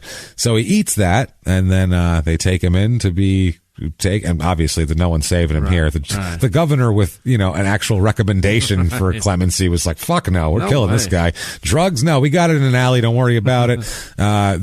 Jesus Christ, they say, do you want any last words? He goes, sure do. And they said in a strong voice and a heavy accent from Oklahoma, he said, holy fucking shit. He says, quote, well, I'd like to thank you and to my, Jesus, I can't even get it out. Well, I'd like to say thank you to my family for being here and to all my friends and Boomer Sooner. No. That's his last word. He said Boomer Sooner. And they fucking killed him. Fucker. No, I've never wanted to kill someone as much as when I heard that. And then I said, good thing is 2 seconds later they killed him. Got to kill him. I was like, good. Boomer Sooner, you fucking asshole. That's what he said. He's the one that says it. Boomer Jesus Sooner. Christ. That's who you are, dude, who yells Boomer Sooner at live shows. Now you should never, ever say those words ever again outdoors. No one should. So if you don't know what that means, the Boomer Sooner is what University or Oklahoma University fans, that's their Sooners are their shit. So we have so much Oklahoma swag. So much, yeah. We have a lot. So we're gonna get more. He then looked around and put a big smile on his face and fucking laid back down. He said this just like, well, I'd like to thank all my friends and family for coming out and Boomer Sooner, let's do this, and sat down all happy like he was getting some ice cream. And then they put the drug in. The first one, he closed his eyes, and then they checked to see if he was sedated, and death was pronounced at 10:26 a.m. a.m. They closed the curtain. Sounds like it worked. He's dead. Yeah. And that is a crazy fucking story. What the shit, man. Episode 100 couldn't be something just of A to B. It had to be a crazy one. And we got a lot involved, babe. We got Cheer Up Bitch, and we got a Boomer Sooner coming through this story. That's what I'm saying. It all came through. What a story. Not only that, this is so small town murder. Yeah. The guy literally said, I'll bring it on. I'm ready. Like, this is very small town murder, even though one of the murders happened in a big city. Huge city. It doesn't matter. It's still, I would say, this is like a quintessential small town murder story. It shouldn't have happened in the big city ever. No. He should have been in the other one for a while. In the jail for 20 years or so. So, this is what I'm talking about when I said this had to be saved for a special occasion, like the 100th episode. And if you liked that, and if you liked any of our 100 episodes, I know what you can do to tell us. It's so easy. You can go to iTunes, Apple Podcasts, the purple icon, give us a review, give us 5 stars. That doesn't matter what you say. It's not for our ego. It really, really just helps drive us up the charts. And if you're looking for us on the charts, we switched to the comedy section. We did. So, we switched over there. So we're there on the charts. We're out of society and culture because, I don't know, we're less society and culture and kind of more comedy. And we want to kind of compete with the big guys in comedy at this point. Also, then you don't really have much to complain about when you listen to this. Exactly. And it's in That's fucking the other thing. comedy. They make jokes. Yep, it's in comedy. That's where you found it, in that section. So is. it's easier that way. No confusion. We're going to do that. So yes, please do that. Get on that. You can also go over to shutupandgivememurder.com. Do that for all of your shut up and give me murder needs, all of your small town murder and crime and sports merchandise, mugs and shirts and bath mats and shower curtains and everything. All the fun stuff you can imagine is there. Tickets to live shows like January 25th at the Neptune in Seattle. Get your tickets now. Also, the February 21st in West Palm Beach at the West Palm Beach Improv in Florida. Holy crap, that's going to be a lot of fun. We're going to do that. Plenty of other things you can do over there. If you want to follow us on social media, that's super easy. The links are right there. We are at Murder Small on Twitter. We are at Small Town Pod on Facebook and at Small Town Murder on Instagram. So find us there. You want to email us? It's crimeandsports@gmail.com, which is also helpful for this next thing. If you want to be a producer, if you want to be a superstar, fabulous, wonderful producer, you can do that very easily by going over to patreon.com/crimeandsports or PayPal and use that email address, crimeandsports@gmail.com. You can get those links right through our website, shutupandgivememurder.com. And before we get to the producers, I just want to thank everybody for this first 100 episodes. It's been rad. It's been crazy. It really is. You guys shot us out of a cannon right from the beginning. Right from the beginning, the show had an audience and a dedicated audience. You guys you come to shows, you send us cases, you're just amazing to us. And we really, really can't thank you enough. We've done 100 shows here, and then we've done 30 on the road. We've done 130 shows in 2 years. You guys are the reason those have happened, so thanks. We can't thank you guys enough, and we have a lot of big things coming up in 2019. Other ways where you can get small town murder related content, and one way you can do that is starting next week, we are going to be, I don't have the details yet, I don't know where they have to go, but it's a premium content thing for the mid-roll people, where we are going to do it's like a 25-minute extra bonus thing every other week for small town murder. Awesome. It's not a story. We're not going to do a fucking episode in 25 minutes. Stick around and answer your questions. But we're going to do some email questions, and we're going to do some correspondence with you guys, and we'll have some updates and just some funny facts. Or if we find maybe a real short thing that's just a crazy story, it's 10, 15 minutes long, maybe we'll throw it out there. Some shit like that. But it'll be some extra fun stuff for you guys. Also, some other mediums that aren't podcasting that Small Town Murder is going to be diving into this year. So a lot of big stuff there. And thank you guys. You guys have made everything possible. And speaking of making things possible, let's get to the list of people who actually make everything possible for us, including keeping the goddamn lights on and the mics running. Jimmy, hit me with the list of our favorite people, our wonderful producers. Can't wait to hear it. I must roll you up in this carpet first. Beat me with a skillet, Jimmy. This week's executive producers are Melissa Chai, Elizabeth Wolfinger, or Wolfinger. Wolves don't have fingers. Well, yeah. Ellie Comack, Lisa Coltrane. She's the one she wears the apron. Oh, yeah. It's the process. Yeah, she's awesome. Yeah, she's really cool. She got that picture signed. Yeah, so thank you. You're cool as hell, Lisa. Thank you. Amy Spicer, Elizabeth Vyrick, Michelle Gilbert, Kyle Ellison, Ashley Johnson, Alex Etched, and Chrissy-Ann Castaldi. Thank you guys so much. You guys are awesome.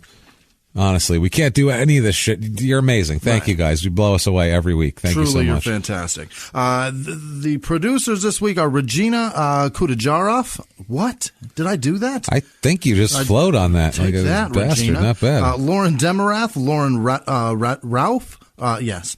Jesse Hartman, Patrick Haggerty, Amy Sherrod, Ashley Vio, Gina Ozuna, Josh Manning, Victoria Gabay, Richard Anthony Morris, David Jacobs, Hannah Simmons, Molly Parker, Pietella's OK Welding. This is the second time we had welding in the Crime and Sports episode. Thank you. This is fantastic. A lot of welding going on today. Well, maybe they hired so much maybe Tanya works there.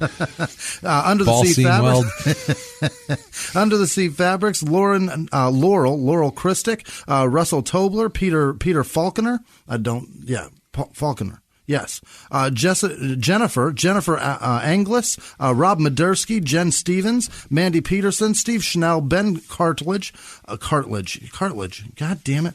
It's simple. It's fine. It really is very, very simple, and I make it difficult. That's okay. Christian Parrott, Laura Johnson, Amy Coleman, Molly Chenoweth, Colby Moore, Zach Eggert, Elizabeth Rafferty, Laura Meister, Janice Hill, Melissa Rauker, Lisa Warren,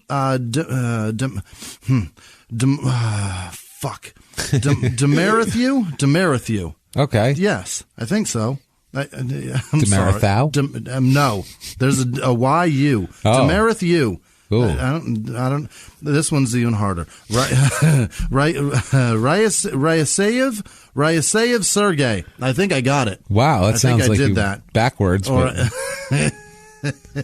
Christy Yamaguchi? I think that's what it is. Yeah, I think it's it. J.A. Nomad, Tracy Runninger. She donated twice, by the way. Thank you so much, Wow, thank Tracy. you. We really appreciate it. Tony Foster, Chris Hahn, Paul Landis, James Fraker, Kelly Clark, Justin Miller, the Lamkeys, Beth Charlton, Robert Smalley. Is that the guy from the Smalley Effect? I think it is. Maybe not. David. Yeah, that's right. David Small. Yeah, you're Small. right. Yeah, we did a show. That's right. We were on a show. I thought he's a nice guy. Listen to him. Robert Smalley, Matt Dietrich, Matt Waller. Why did I try to say James? I don't know. Matt Waller, Gary Howard, Ryan Stevens, Crystal Lamb, Mike and Jess, Nicole Dainzer, Sarah Jane, Luke Rogers, and Trevor Gordon. You guys really just you figure it out for us, and we can't do it without you.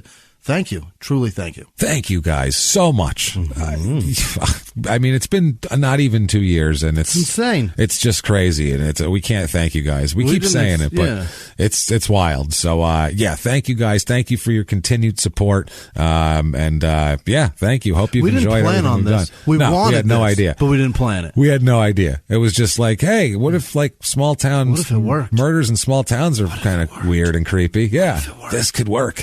So listen to Crime and Sports too. Help make that work, because we're on a new network. Don't embarrass us. Listen to this shit. That's how I feel like. You're all like our friends. Don't embarrass me. Hey, I invited you to this party. Don't fucking embarrass me.